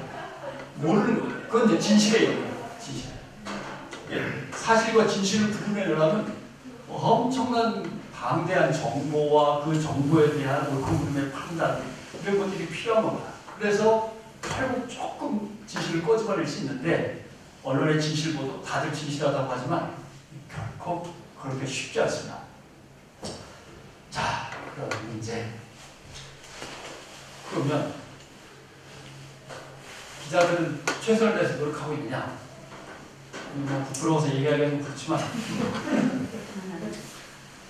60년대, 70년대를 쭉 거치면서 악화가 양화를 구축하면서 그 안에 남은 사람 중에서도 양화는 또 구축되고 또 구축되고 쫓겨나다 보니까 사실은 지금 간부들을 가르친 사람들부터는 이미 맛이 간 사람들입니다. 조선의 암흑에 뭐 종화의 암흑에 다 그 사람들이 가르친 사람들이 지금 다 사장, 부사장, 국장, 선에 쫙 깔려있고 그 사람들이 밑에 사람들을 지휘하고 있으니까 어떨 것이냐라고 하는 문제. 그 다음에 얘기하기가 제일 조심스럽지만 새로 들어오는 기자들도 옛날에 나는 세상을 깨끗하게 만드는데 조금이라도 보탬이 되고 싶어. 뭐 보급을 좀 덜 받아도 돼. 탄압받는 언론사는 어때? 이러던 거와 언론사에 취직하고 싶어. 기자 시험도 봤다, 아나운서 시험도 봤다, PD 시험도 봤다, 뺑뺑뺑 돌면서 방송사 시험, 신문사 시험 막 돌다가 걸리면 들어가 취직하고 조금 더 다들 옮기고 뭐 이러는 건 다르지. 결국 그러다 보니까 대단히 미안하지만 한겨레 신문이나 CBS나 경향신문도 옛날에 생각하던 그런 종류의 사람들만 모여있는 게 아니다. 여기저기서 있던 사람들이 막 점프업해서 다음 언론사로 옮기고 하다 보니까 모여들 수도 있고 또 하나는 IMF 때 엄청난 시련을 겪으면서 생존의 위기를 느끼는 언론사 입장에서는 사람을 뽑아서 3년, 4년, 5년 가르쳐가지고 한겨레 기자, 경향기자, CBS 기자, 동아일보 기자, 조선일보 기자로 만들어가지고 현장에 내보낼 시간이 없어요. 뽑으면 바로 써야 돼요. 사람이 없기 때문에. 그러니까 뽑으면 바로 써야 되는데 못 쓰니까 결국 딴 데서 해본 사람을 쓸 수밖에 없어요. 원투데이에서도 올 수도 있고 뭐 뉴데일리에서 올 수도 있고 어디에서 누가 올지 모르는 거죠. 이렇게 보면 뭐 어디에 있었냐? 한경에 있었습니다. 그래? 너는 매경에 있었습니다. 기사 잘 쓰고 뽑을 수밖에 없어요. 그러니까 전체 언론 시장이 전체적으로 하향평준화된 상태에서 그대로 각 언론사의 특성에 따라서 사람들이 모여있는 게 아니라 균질적이지 않습니다. 막 뒤섞이기 시작하는 겁니다. 또 옮기고 또 뒤섞이고 또 옮기고 그러다 보니까 어떤 언론사가 이러한 정치적인 성향이나 이념적인 특징이 있었는데 하지만 그건 옛날 일이고 그게 유지가 잘 안 됩니다. 다만 위에서 데스크들이 그래도 버텨가지고 조금씩 하니까 자기 색깔을 유지는 하는데 그것도 뭐 색깔이 좋은 건 좋은 건데 나쁜 색깔이면 또 그 유지되는 것 자체가 문제인데 그게 안 되죠. 특히 조선일보 같은 경우는 오늘 조선일보 죄송합니다만 로열티가 강해요. 새로 기자들이 입사하면 부부 동반을 해서 부인들까지 다 초청하거나 남편까지 초청해서 회장님이 직접 위하여 하고서 이렇게 그러니까 로열티가 엄청 강한 데다가 특히 각 신문사 중에 큰 신문사나 방송사나 신문사들은 예를 들면 방호영 장학금 이렇게 있습니다. 서울 특히 자기 장학금을 그 서울대 연대 고대에서 받은 사람을 중심으로 해갖고 뽑게 됩니다. 그냥 면접하다 보면 다 나와 있으니까요. 예를 들면 삼성전자 같으면 성균관대 공대에서 많이 데려가는 거 아닙니까? 그런 식으로 우리 장학금을 받은 사람들이 시험 보러 오면 나중에 면접 과정에서 보면 미리 편견을 가지고 뽑으면 안 되는 거지만 팔이 슬쩍 안 붙고 하다 보면 이게 다 거기에 가서 이런 언론사에 이런 언론이 되어야지라고 생각하는 사람들이 몰리게 되니까 유독 그런 신문들은 로얄티 충성도가 강한 거죠. 그런 특징도 드러나고 있고, 그럼 고쳤을 수 있느냐에 대해서는 부정적입니다. 고쳐 쓰는 건 어렵습니다. 이걸 갑자기 어떻게 고쳐 쓰겠습니까? 더군다나 새로운 디지털 시대가 되면서 언론사가 계속 분열되고 분화돼서 잘게 쪼개지고 있고 다 그리로 스며들다가 모였다 뭐 이렇게 되기 때문에 언제 누구를 어떻게 고쳐야 되는 건지도 불분명해요. 그래서 고쳐 쓸 수는 없다. 중요한 거는 예전에 늘 받았던 숙제, 모래밭에 그물, 나뭇가지를 씩 해서 그물 하나 그었습니다. 모래에 손을 안 대고 이 줄을 짧고 가늘게 만들어 봐라. 방법이 계십니다. 모래사장에다가 쭉 막대를 그물 거는데 모래에 전혀 손대지 않고 요 줄에다 손을 대지 않고 이걸 짧고 가늘게 만드는 방법. 별거 없습니다. 옆에 더 굵은 걸 확 그어가지고 상대적으로 작게 만드는 방법에는 특별한 게 없어요. 그래서 이게 확 굵은 걸 만들자니 그 굵은 걸 어떻게 만들어요? 라고 하면은 잔금을 갖다가 무지하게 많이 만들어가지고 그냥 섞이게 하는 방법밖에 없는데 그 잔금들이 뭐 가로, 세로인지 직선, 곡선인지 이런 것들로 그것도 안 되죠. 방법이 없죠. 예전에 기성 메가시 언론들이 이렇게 제대로 제 역할을 못하면 유튜브를 비롯해서 블로거들 이런 사람들이 깨어있는 시민으로서 이걸 갖다가 막아줄 줄로 알았습니다. 근데 또 그건 또 그만대로 먹고 살아야 하기 때문에 또 다른 문제가 생겨서 오히려 더 날뛰는 사람도 있고 좋아서 정말 도와주고 싶은데 버티다 일찍 무너지는 사람들도 생기고, 그래서 지금의 언론 시장은 거대한 레가시 미디어들이 장악하다가 잘게 쪼개져가지고 막 곳곳에 흩어지는데 그것을 어떻게 감당할 수 있을까, 또 어떻게 처리해야 될까 난감한 과도기적 상황에 놓여 있습니다. 근데 이게 변화의 끝이 아니고요, 변화의 시작입니다. 지금 유튜브 언론이 어쩌고저쩌고지만 이미 미국에서는 유튜브 다음 거가 이제 등장하면서 언론이 또 생겨나고 있는데 그게 한국으로 이제 건너올 때 언제쯤 건너올지 모르지만 건너와서 또 어떻게 변할지 전혀 모르는 거죠. 그런 상황 속에 있다라는 것만 설명드리고 질문 받겠습니다. 고맙습니다.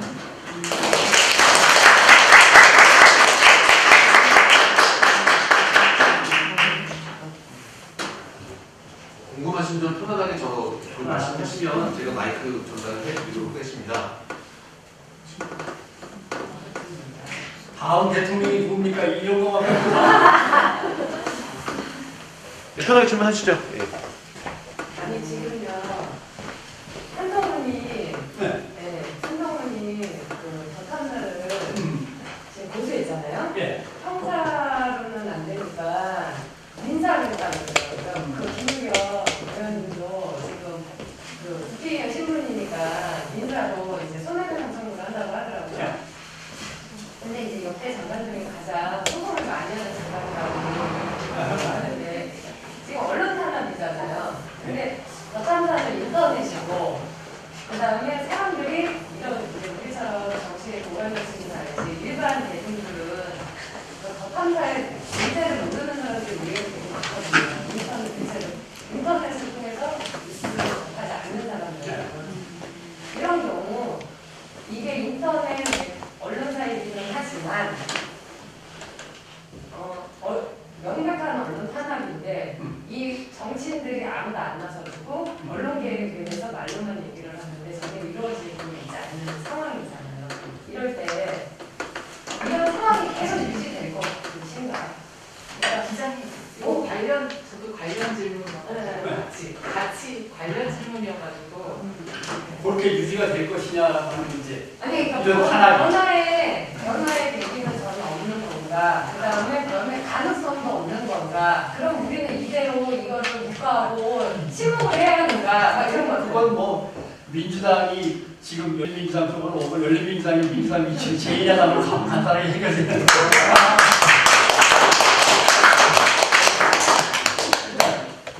형사로도 아마 고소했을걸요. 형사는 안 된다 그러더라고요. 안 된다고요? 국회의원은 이걸 더 탐사해야 되나?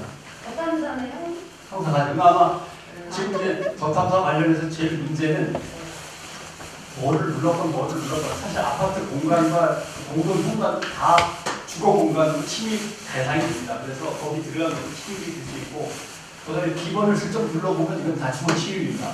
다만 인터폰을 누르면 괜찮습니다. 왜 인터폰은 주인이 설치한 거잖아요. 말하자면 인터폰은 괜찮고 더 탐사는 걸리려면 걸리게 잘 타고 나올 수 있는데 다 소용이 없어요. 왜냐하면 취재 목적이니까. 취재 목적이고 다만 비밀번호를 찾기 위해서 다 여러 번 눌렀다면 문제가 되는데 그런 것 같지는 않고 눌렀다 하더라도 취재 목적으로 갔는데 당시 안 열어주니까 이것저것 누르다 실수했다 그러면 그만입니다. 근데 모든 것을 또 다 뒤집어 엎는 것은 법상으로 어떻게 되냐면 범죄를 목적으로 해서 들어갔으면 들어간 것 자체가 이미 주거 침입이다. 그래서 한동훈 장관 고소장 보면은 주거 침입 앤드 보복범죄 이렇게 있어요. 왜냐하면 보나마나 저쪽은 자기네가 언론사니까 취재 때문에 내다 밀고 나올 건데 이걸 뒤집어 엎어버리려면 취재 때문이라고 말을 하지만 애당초 갈 때부터 이놈들 혼쭐 좀 내자 한동훈 장관 죽었어 이렇게 하고 갔다는 걸 증명하면은 보복범죄가 되는 겁니다. 그래가지고 다 뒤집어 엎어지는 거예요. 그러니까 지금 보복범죄 취재를 놓고 이제 시원한 이게 증거 다툼이 벌어지게 생겼는데 이게 기자들은 별로 겁을 안 먹어요. 왜냐하면 웬만하면 취재와 언론 보도의 자유라는 게 있어서 웬만하면 공적인 보도를 위해서 취재 목적상 무리한 일이 좀 있었다라고 해서 빠져나오고 한번 거기서 문제가 되면서 벌금 100만 원, 200만 원 선에서 끝납니다. 장관도 잘 알겠죠. 그래가지고 저쪽으로 올라가면 김기춘 비서실장, 박근혜 정부 시절 그때부터 더 거슬러 올라가고 영국의 대처수상 때부터 항상 민사로 걸어버렸다는 거예요. 민사로. 노란봉 특법이 요새 문제가 됩니다만 민사로 걸어서 50억, 5억, 3억 이건 기자나 언론사한테는 상당한 부담이거든요. 근데 한 건이 아니야. 이건 저건에서 기자한테도 따로 5억 물리고 언론사한테 따로 5억 물리고 이런 식으로 쌍벌제로 막고 있단 말이에요. 이게 이제 형사로 해봤자 빠져나오는 언론사들에게 미리 민사로 압박을 가하는 방식이 대처수상 때부터 유명한 언론 탄압 방식으로 나옵니다. 또 하나가 이제 대처수상 때 벌어졌던 일이 우리한테는 안 벌어질 거라고 생각했는데 벌어지는 게 노조 갈라치기. 옛날에 노조를 갈라치려면 노조에 스며 들어가서 스파이로 해야 되는데 그게 아니야. 복수 노조 하나, 진보 노조 하나, 노조를 복수로 만들면 간단하니까 KBS, MBC건 YTN이건 다 그런 노조가 존재합니다. 심지어는 TBS 노조가 2개. 그래서 내부 갈라치기와 외부의 형사적으로 겁주기와 민사로 목을 조르기 막 이게 이제 같이 쓰는 방식이죠. 이걸 벗어나려면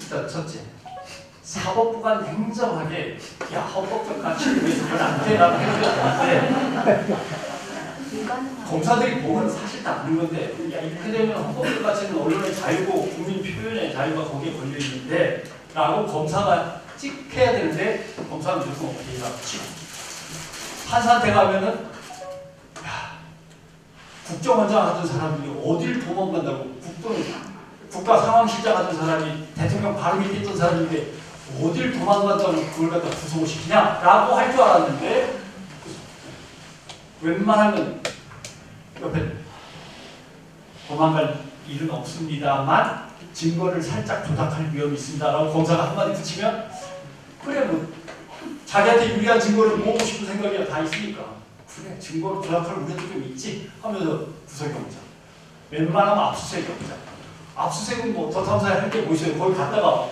간 거 다 찍어갖고 자기네가 보도 다 했는데 와봤자 아무것도 없는데 언론사에 들어가서 압수수색 이런 일이 비일비재하게 벌어지니까 난리가 나는 거고 또 하나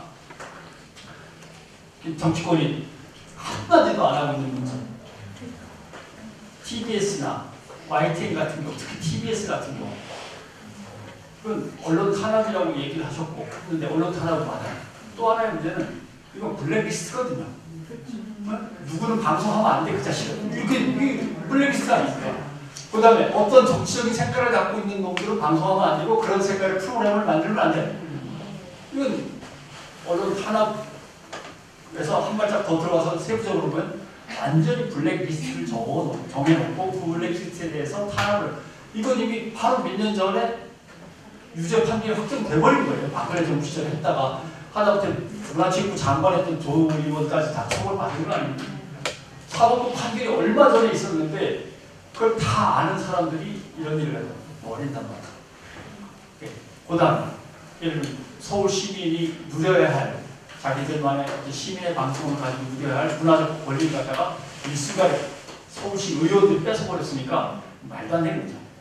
이런 흐름 속에 있는데 이것이 헌법소원으로 가고 국회에서 국정감사를 벌이고 청문회를 열고 해야 될 모든 사안인데 저는 이건 청문회는 일단 열려야 되죠. 국회 가방에서 다 불러가지고 헌법적 가치는 국민의 표현의 자유가 최우선이고 그 다음에 그것 때문에 언론의 보도 자유가 있고 취재의 자유가 있는 거고 언론사는 그래서 함부로 건드리면 안 되는데 법도 아니고 시행령도 아니고 어떻게 시조례를 가지고 언론사를 갖다 막 그냥 지워버리려고 하느냐라고 하는 문제가 청문회에서 일어나야 되는데 청문회도 저요.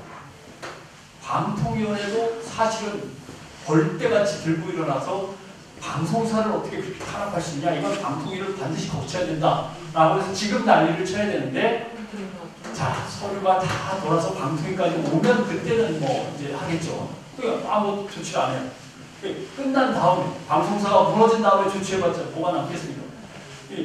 시스템이 안 돌아가는 거죠. 시민의 권리를 중심에다 놓고 이 권리를 보호하기 위한 시스템이 있어야 되는데 다 정치적으로 유리하냐 불리하냐만 따지는 거죠. 그러니까 민주당은 뭘 생각하는지 모르겠지만 그동안 기본 뉴스공장의 신세는 좀 많이 졌는데 딱 보니까 대세는 끝났어. 대세가 끝나니까 손을 안 내는 거죠. 될 필요가 없는 거예요. 나서봤자 그 몇몇 사람 잠깐 나섰다가 사실은 뭐 가짜뉴스 대책 무슨 위원회, 뭐 언론 미디어 무슨 특별위원회 외치는데 직접 사람 구할 생각을 사다리를 안 내려줘요. 민주당이 그러고 있는 것 같아요. 그러니까 항상 위원회는 다 뻥입니다. 위원회를 만든다는 얘기는 일단 핑계거리를 만든 다음에 다 같이 빠져들죠. 위원회가 결정에 올 때까지 기다려봅시다. 아직 백서가 아직 안 나왔고 리포터가 아직 안 나왔습니다. 위원회 들어가 보십시오. 그 분과별로 소위원회를 만들었는데 소위원회에서 연구가 끝난 다음에 넘어와 봐야 위원회 차원에서 종합적인 검토를 한 다음에 다음으로 넘기겠습니다. 이렇게 돼 있어요. 어제랑 똑같습니다. TF 만든다는 얘기는 급한 대로 빠져나가겠다는 얘기예요. 이태원 참사 당 무슨 TF, 당 무슨 TF가 뭘 합니까? 사망자 이름도 안 내고 그랬는데 TF가 뭘 합니까? 아무도 모르잖아. 이런 거예요. 그러니까 소위원회, 위원회, TF는 뻥, 정치권에서는 다 뻥입니다. 그래서 그 민주당을 어떻게 될 것이냐는 잘 모르겠다. 국회의원 수는 꽤 많은데 그만하는 거. 기자님은 정치하실 생각은 없으세요? 저는 대단히 죄송하지만 정치를 한다면 정의당과 녹색당 중간쯤에 있습니다. 뭐 자신있게 정의당을 대체할 제 3당이 바꾸입니다 얘기하시니까 그러면 뭐 그때 됐지.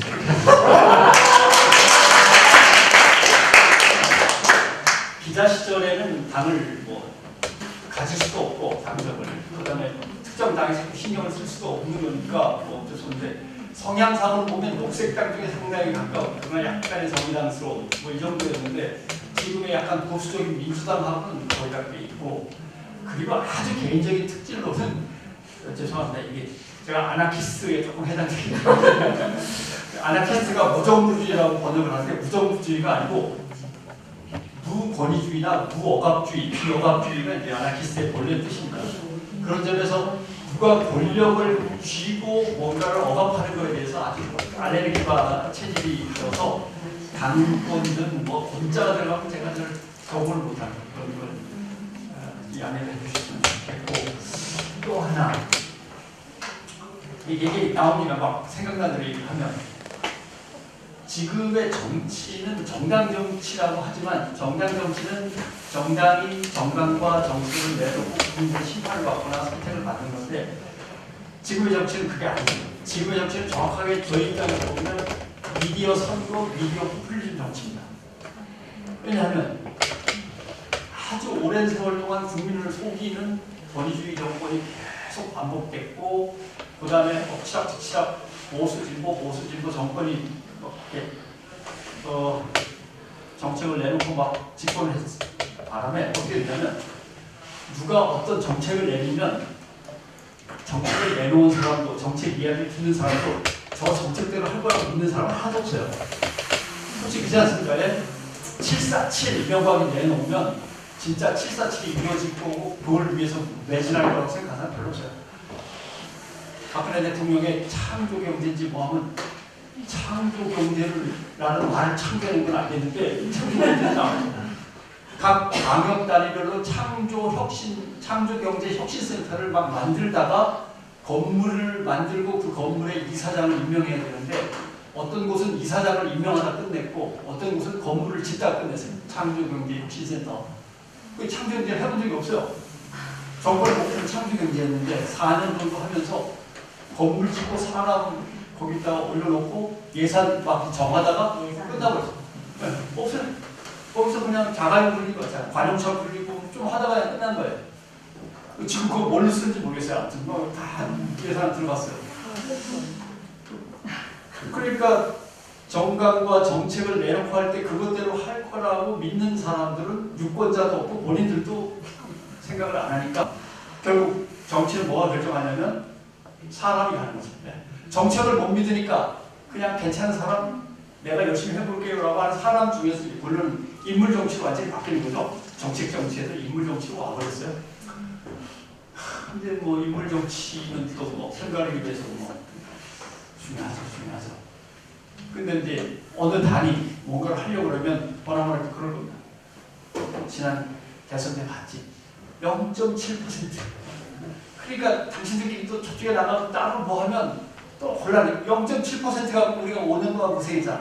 그러니까 그쪽에서 0.5%를 들어와. 뭐 이런 식으로 허락하는데 또 그러면 연대 정치 이렇게 하면은 연대하고 연합해서 뭔가 좋은 가치를 추구하는 연대 정치가 돼야 되는데 연대하는 건 결국 선거에서 이기려고 연대하는 거에는 별로 가치를 발휘한 적이 없었기 때문에 그런 것들을 너무 서셔서 앞으로 나가야 되는 것들이 이제 남아있다라고 할 수 있고 그래서 사실 어떤 경우는 그냥 열린민주당 아는 사람들한테 전화를 한번 확 돌려볼까 뭐라고들 하나 라고 생각을 했다가 또 그 사람들의 생각을 제가 받아들이게 될 것 같아서 그냥 적어놓고 순수한 그냥 밖에서 쳐다보는 어떤 순수한 한 정치에 관심 있는 한 시민 입장에서 한번 다시 쭉 열린민주당의 재창단을 보다 보니까 딱 하나 지금 뭐라고 해야 되죠? 양당 정치는 무너지고 있는 건 분명합니다. 왜냐하면 미국을 봐도 프랑스를 봐도 어디를 봐도 여러 대륙을 봐도 양당 정치는 무너지고 있어요. 왜냐하면 양당 정치에 너무 국민들이 지쳐있고 거기다가 자본주의의 모습이 계속 심화되면서 양극화는 엄청나게 벌어지고 세상이 발전하지 않고 힘든 사람들은 점점 더 늘어나고 힘든 사람들이 어떻게든 다시 일어나는 기회가 주어지지 않고 사다리도 없어지고 양당 정치가 분명히 없어지는 건 확실한데 이것을 버텨야 되는데 버틸 만한 시간을 버는 게 중요한데 정의당이 먼저 버텼어야 되는데 정의당은 다음 총선 때 얼마나 버틸 수 있을지 제일 걱정이 되고 그 다음 다른 당들은 또 어떻게 나올 건가 또 그 당들끼리는 연대할 수 있나 그래서 양당 정치를 빨리 춤을 벌린 다음에 뭔가 연대한 그룹이 제3당 느슨한 연대에서 올라갈 수 있을까 그걸 지켜보는 중이고 제일 중요한 거는 모든 권력과 제도와 돈이 양당 카르텔을 강화하는 데 쓰이고 있어요.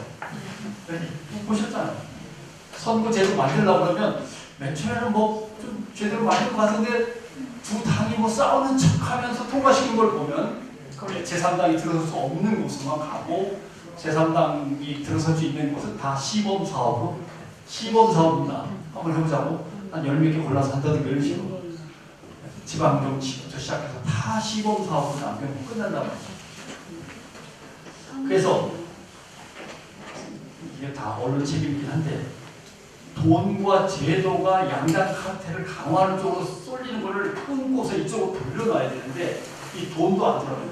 지방에 가보십시오. 지방 예산 전부 다 양당 체제를 강화하는 데 씁니다. 왜냐하면 의회를 양당이 갖고 있으니까 양당의 편들어 주고 있는 기업인들이나 뭐 토건회사, 건설회사들 좋은 쪽으로 지방의 계획들이 도시계획이 세워지고 거기에 예산이 들어가고 그 예산으로 돈 번 사람들이 다시 양당 정치인들한테 또 보태주고 계속 양당 카르텔이 공고해지는 쪽으로 대한민국의 돈과 대한민국의 제도, 법이 다 스며들고 있습니다.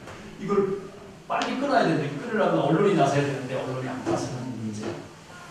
그래서 나중에도 하나 부탁을 드린다면 이미 뭐 20세기 한 후반부터는 시작이 된 겁니다만은 미국의 민주당이 했다가 흐지부지 되고 있는 게 하나 있습니다. 민중예산이라고 들어보셨을 겁니다. 국가의 예산을 민중예산으로 다시 재편하는 운동이 있었다가 자꾸 흐지부지 되는 중인데 그래도 아직은 많이 흔적이 남아있을 겁니다. 그 민중예산은 결국 국민들이 안심하고 찾아갈 수 있는 보건소부터 시작해서 극빈자들이 갈 수 있는 뭐 밥 나눠주는 식당부터 시작해서 차곡차곡 의료제도, 교육제도, 각종 보험제도 등등등 교통 이런 것들. 그래서 국가의 예산 자체가 민중 예산으로 돌아오도록 하는 문제 같은 것들이 이제 열린민주당 같은 관건이죠. 왜냐하면 중앙 정치 권력은 바로 뭔가 이렇게 손을 내밀어봤자 잡아주는 사람도 없고 국민들은 뭐 또 정치하려고 나서 몇몇 사람들이 끌고 가는 거 아니지만 생각할 수밖에 없고 그러나 국민들이 가장 힘든 거는 먹고 살기 힘들어요. 점점 빈부격차는 커지고 집값이 5억이 내려갔다. 5억이 내려간 거는 30억짜리, 50억짜리 집을 갖고 있는 사람들이 걱정하는 문제지 지금 세주로 사는 사람이 집값이 저쪽에서 강남에서 5억으로 갔다 지난번에 기사 보셨죠? 19억이 떨어졌어요. 집값이. 일반한 사람들 다 많이 집값이 19억이 떨어지면 집값이 얼마야? 그러니까 72억짜리. 그럼 제목에다 그렇게 달해? 72억 아파트가 19억이 떨어졌어요. 다 19억이나 날라갔어요. 그럼 거기 가서 뭐 돈 많은 사람들한테 가서 걱정 안 하고 해서 그게 자본주의 현실이거든요. 다보스 포럼에서 나왔던 거 그때 숫자가 나왔거든요.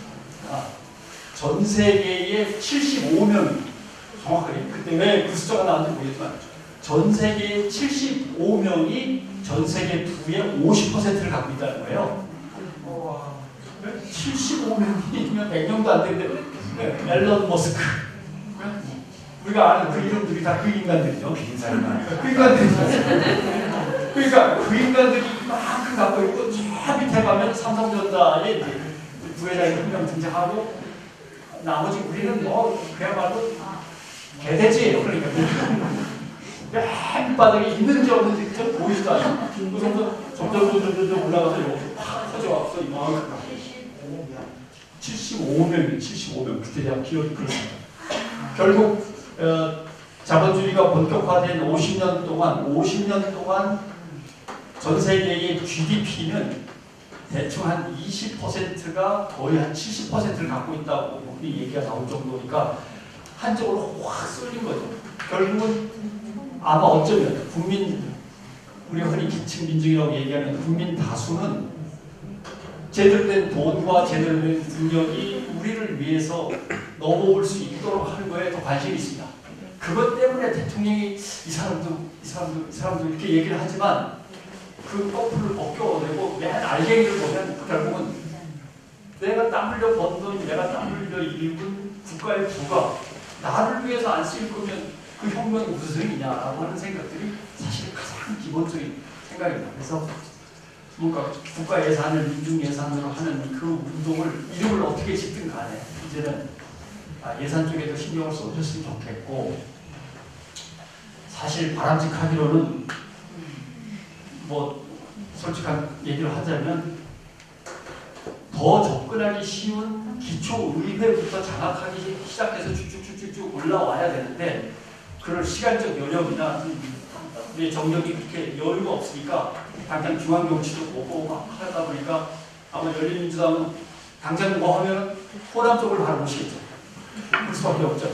왜냐하면 민주당이 호남 쪽에서 지지율이 빠지면서 무너지고 있는 거 보이는 거고, 그렇다고 거기에다 국민의힘이 가서 뭐하냐면 호남 사람들 자존심도 남아있고, 그러면 정의당은 호남에서 별로 배정을 못 받는가, 비집고 들어갈 그 호남이 되는 건데, 전체적으로 기초의회를 먼저 다지고 올라오면서 호남 쪽에 포션이 좀 큰 건 어쩔 수 없습니다만 당이 갖춰주면 좋은데, 그럴 시간적 여유는 없고, 일단 중앙당부터 체비를 갖추고 다시 지방으로 신경 쓰시게 되겠죠. 네, 그런 것들 이제 지켜보고 있고, 또 하나 뭐랄까요? 미디어 전문가 입장에서 하나만 말씀드리면,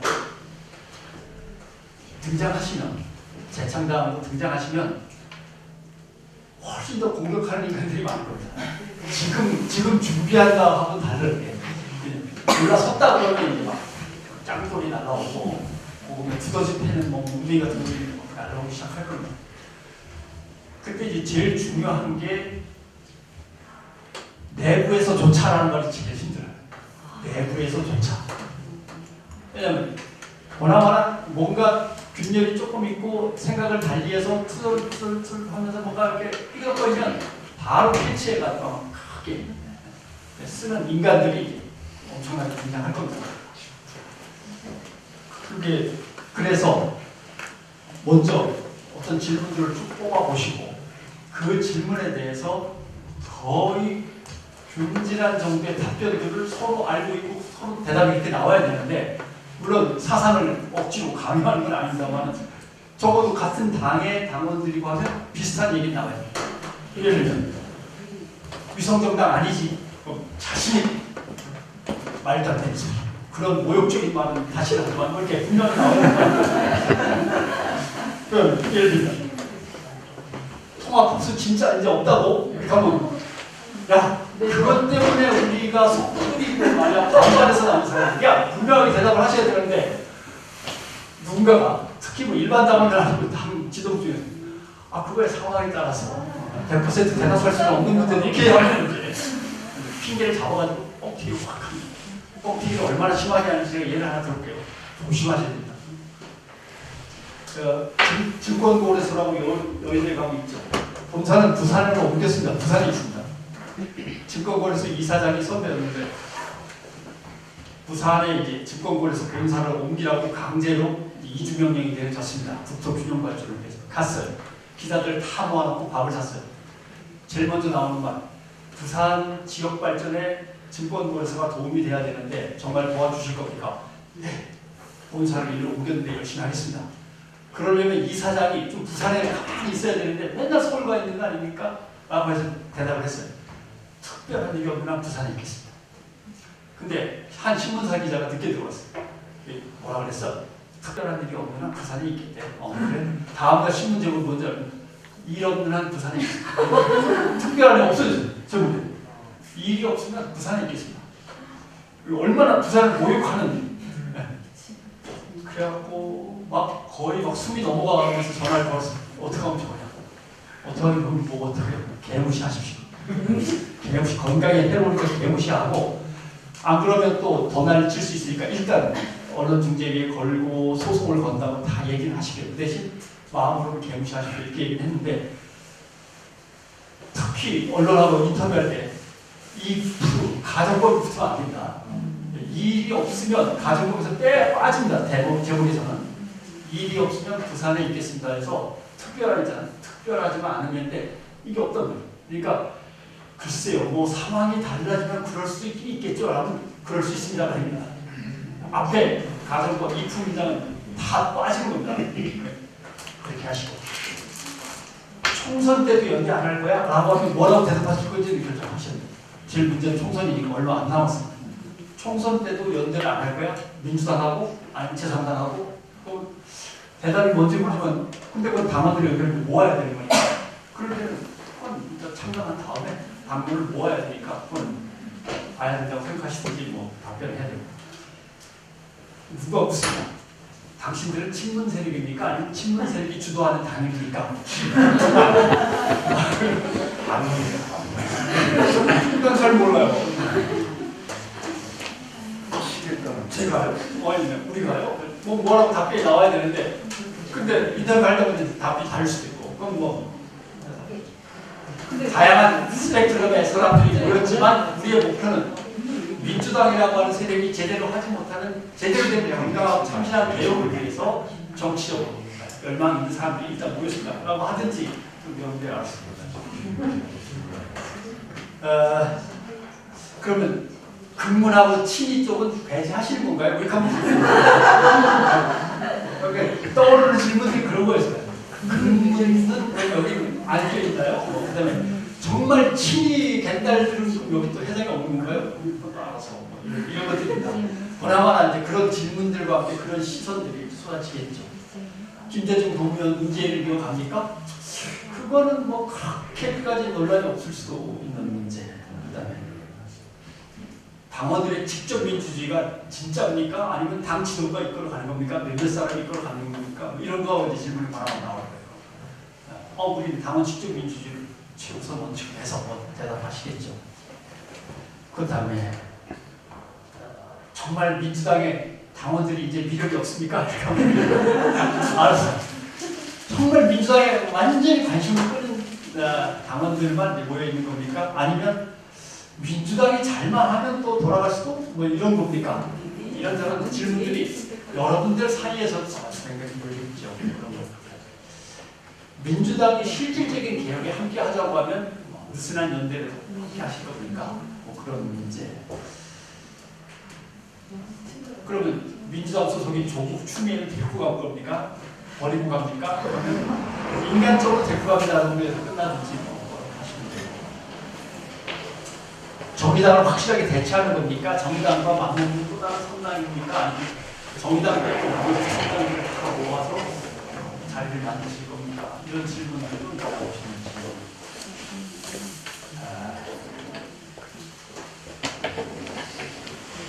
여기에서 이낙연계는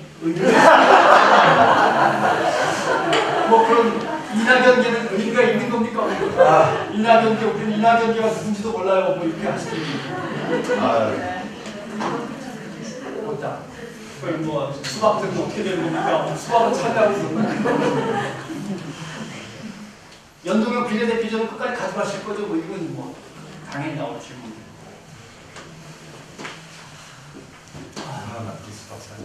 단 중요한 것은 가끔 그런 얘기 한다마는 정의와 뭐 그걸 공의로 하든 민주주의로 하든 마찬가지입니다. 정의와 민주주의는 흐름입니다. 흐름. 마치 강물 같은 흐름. 근데 우리의 정의는 우리의 민주주의는 강물 같은 것보다는 이게 뭔가 저울 같은 성격이 좀 강해요. 오면 딱 제거. 약간 수박 같은데 너? 이런 거. 약간 수박 같은데 개딸 색깔도 좀 짙은 것 같은데 이러면서 한 사람 한 사람 한 그룹을 이렇게 항상 재보고 조금 떼어놓든지 아니면 내치든지 심지어는 민주당도 그러는 거 아니에요? 뭐야? 당신 개딸 같은데? 개딸이면 민주당이 되면 안 되는가? 그럼 앞으로 당원을 받을 때 다 성분 조사를 한 다음에 그런 전력이 있으면 다 내치겠다는 뜻인가? 그런 것도 모르면서 원칙도 없으면서 다 너무 극렬한 지지자들, 지지자 중에 다 스펙트럼이 넓은 건데 이런 문제가 생기는 거예요. 왜 생기냐 하면 당연히 생기죠. 왜냐하면 보수나 극우 진영 가면은 그 사람들은 앞으로 나아갈 문제가 아니에요. 앞으로 나아갈 거는 방향을 정하고 거기에 따라 계획을 세워야 되는데 보수 또는 극우적이고 기득권이 세력이 강한 그 집단은 앞으로 나갈 필요가 없어요. 이 자리가 제일 좋아요. 먹을 거면 충분하면 되는데 먹을 걸 어떻게 쪼개야 나눌 거냐만 갖고 싸우면 돼요. 그러니까 먹을 게 줄어들 것 같으면 다시 뭉친다는 거죠. 먹을 걸 일단 커야 되니까.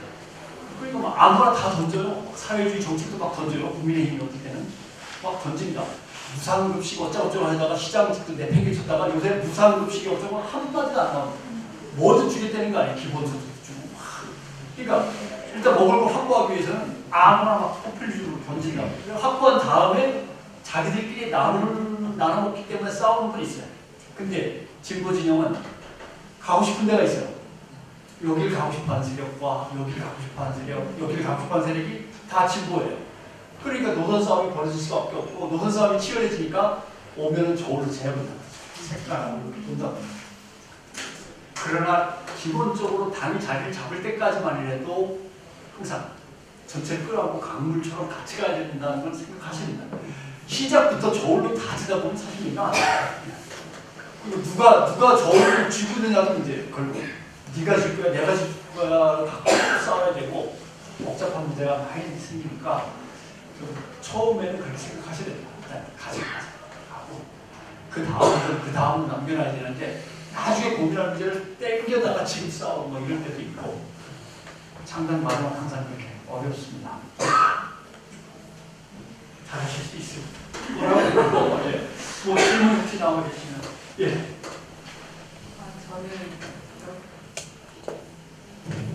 저는 여기 자봉하다가 지금 지금 열린민주당 당원이 아니라 자봉하다가 기자님 보고 지금 쫓아와서 말씀 들었는데 너무 재밌게 들었고요.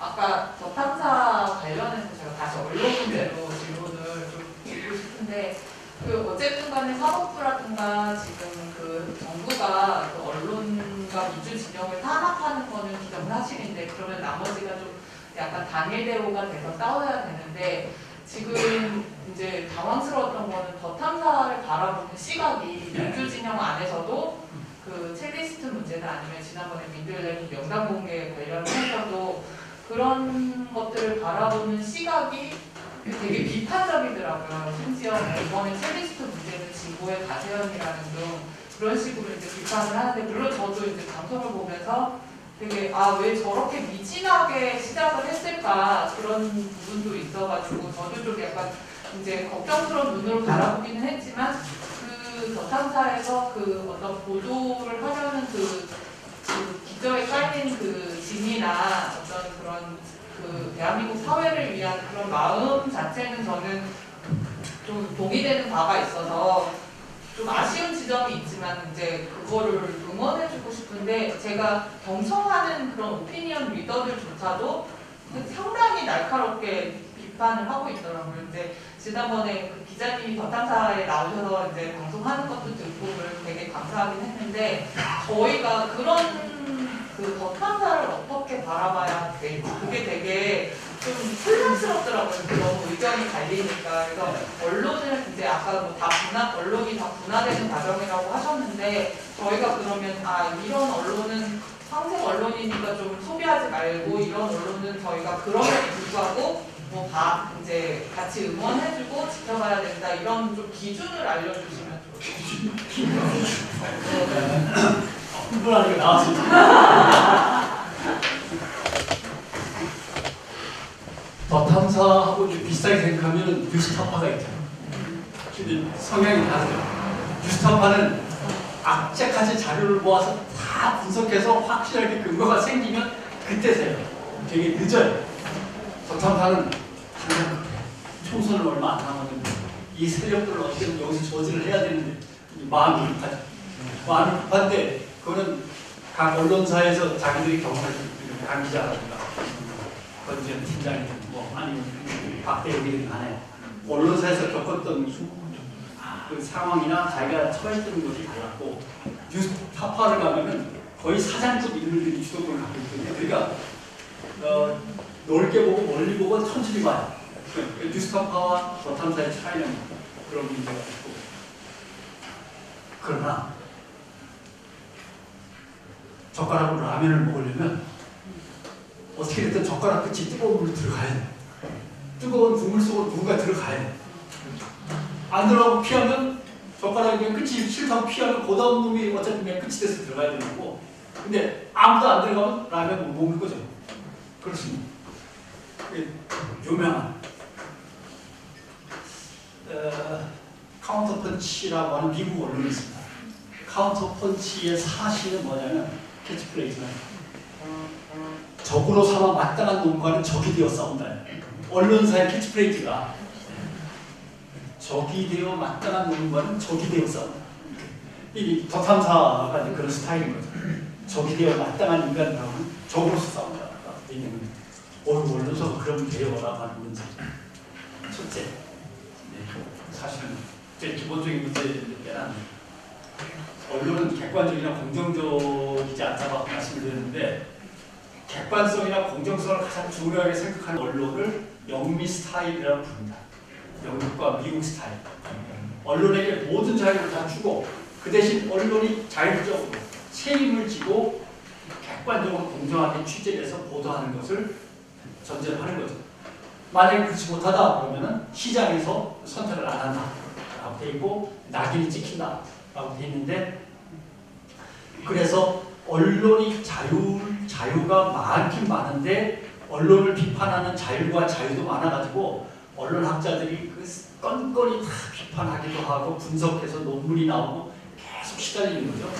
그래서 주가가 오르락내리락하고 그게 뉴욕타임즈, 워싱턴 포스트 또는 가디언을 중심으로 한 영미 스타일입니다. 자유를 줄 테니까 책임져. 책임 못 지면 시장에서 처단할 거야 라고 하는 거고.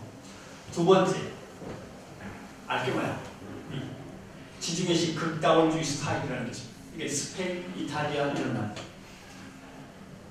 나는 사회주의 신문이야.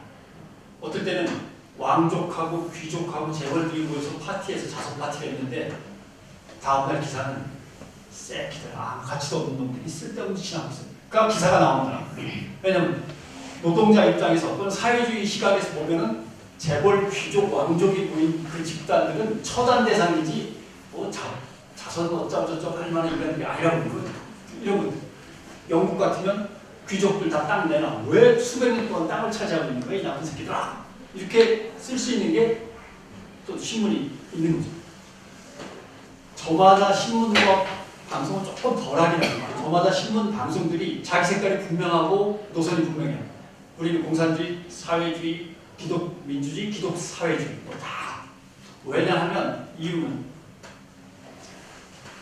독립운동을 하거나 반파시스트 운동을 하거나 반히틀러 노선을 겪으면서 어떨 때는 그 중심에 쉽게 말하면 가톨릭 세력이 있기도 했고 농민 세력, 노동 세력 그 다음에 이탈리아 같으면 가죽공예, 길드라고 하죠. 가죽협동조합 이런 세력들이 다 다른 거죠. 독립운동이나 반파시스트 운동을 할 때 그게 모여가지고 거대한 연대를 이루던 거죠. 우리도 독립운동할 때 좌파가 있고 우파가 있고 뭐 그다음에 러시아파, 중국 공산당파 여러 가지가 있다가 나중에 다 뭐 틀어졌습니다만 그런 것들이 다 성공해서 독립을 쟁취하거나 민주주의를 일궜다는 거예요. 그 세력이 당이 되버려요. 그대로 정당으로 올라갑니다. 정당으로. 네, 기독교 민주주의 세력 또는 천주교 쪽에서 민주주의 세력 그래서 그 독립운동을 해 싸웠던 그 조직들이 그대로 정당이 되고 저 그대로 언론사를 하나씩 가져요. 그러니까 그 언론사가 성격이 그렇게 되는 거죠. 그러면 공정하지 못하고 객관적이지 않고 주관적이지 않을까요? 사실 주관적인데 그 주관들을 다 모아서 국가는 균형이 맞아요. 그리고 국민들도 어느 거는 어느 주장을 하는지 다 알아요. 늘 그런 신문이고 그런 방송이니까. 아 저기서 주장하는 거는 왼쪽으로 이만큼 가 있으니까 나는 오른쪽으로 한 발 더 오면 고개는 요 신문이고 오른쪽으로 한 발 더 가면 요 신문. 그래서 이걸 극다원주의라고 하는 거죠. 그 다음에 이거와 이거를 다 무시하고 어찌됐건 극다원주의건 영미 스타일이건 간에 국민이 감시 감독해서 국민이 결정하면 돼 라고 하는 스타일이 독일과 네덜란드 중심으로 한 북유럽 공영주의 스타일인 거죠. 네. 언론은 시민 감독하에 들어와 있습니다. 시민들이 결정하면 그게 나라의 방향이고 사회의 방향이니까 라고 해서 예를 들면 방송사가 하나 있는데 이 사회를 어떻게 구성할까? 이 사회가 한 70몇 명 돼요. 왜냐하면 교사 대표, 교수 대표, 장애인 대표, 농민 대표, 어민 대표, 축산농민 대표 거기에다가 등등등 해서 청년 대표, 여성 대표 정당 대표도 70몇 명 중에 2명씩 들어오고 하면 한 6명 정도 돼요. 대한민국은 그렇지 않죠. 요번에 민주당이 한 것도 마찬가지입니다. 한 20명, 30명은 늘릴게요. 몇몇 명 되는 걸 하면서 지들은 5명 정도 다 이렇게 들어요. 그게 아니고 20명이 되면은 그 중에서 한 15, 6은 시민 대표고 정당 대표는 한 2명 되는 게 맞는데 정당이 먼저 차지하고 나머지를 시민들한테 나눠주는 스타일을 간다는 거예요. 이게 항상 대한민국의 언론은 시민 권력을 피해서 다녀요. 살짝. 시민 권력한테 맞는 것처럼 만들어 놓은 것도 있죠. 방송, 광고공사, 언론중재위원회. 그러나 그 위에 걸 움직이는 거는 청와대가 다 움직여왔으니까. 그래서 이 언론 제도상에서 어떤 언론이 진짜 언론이냐를 가지고 살아가는 생각이 다른데 대한민국 국민은 마음속에는 다 영미 스타일.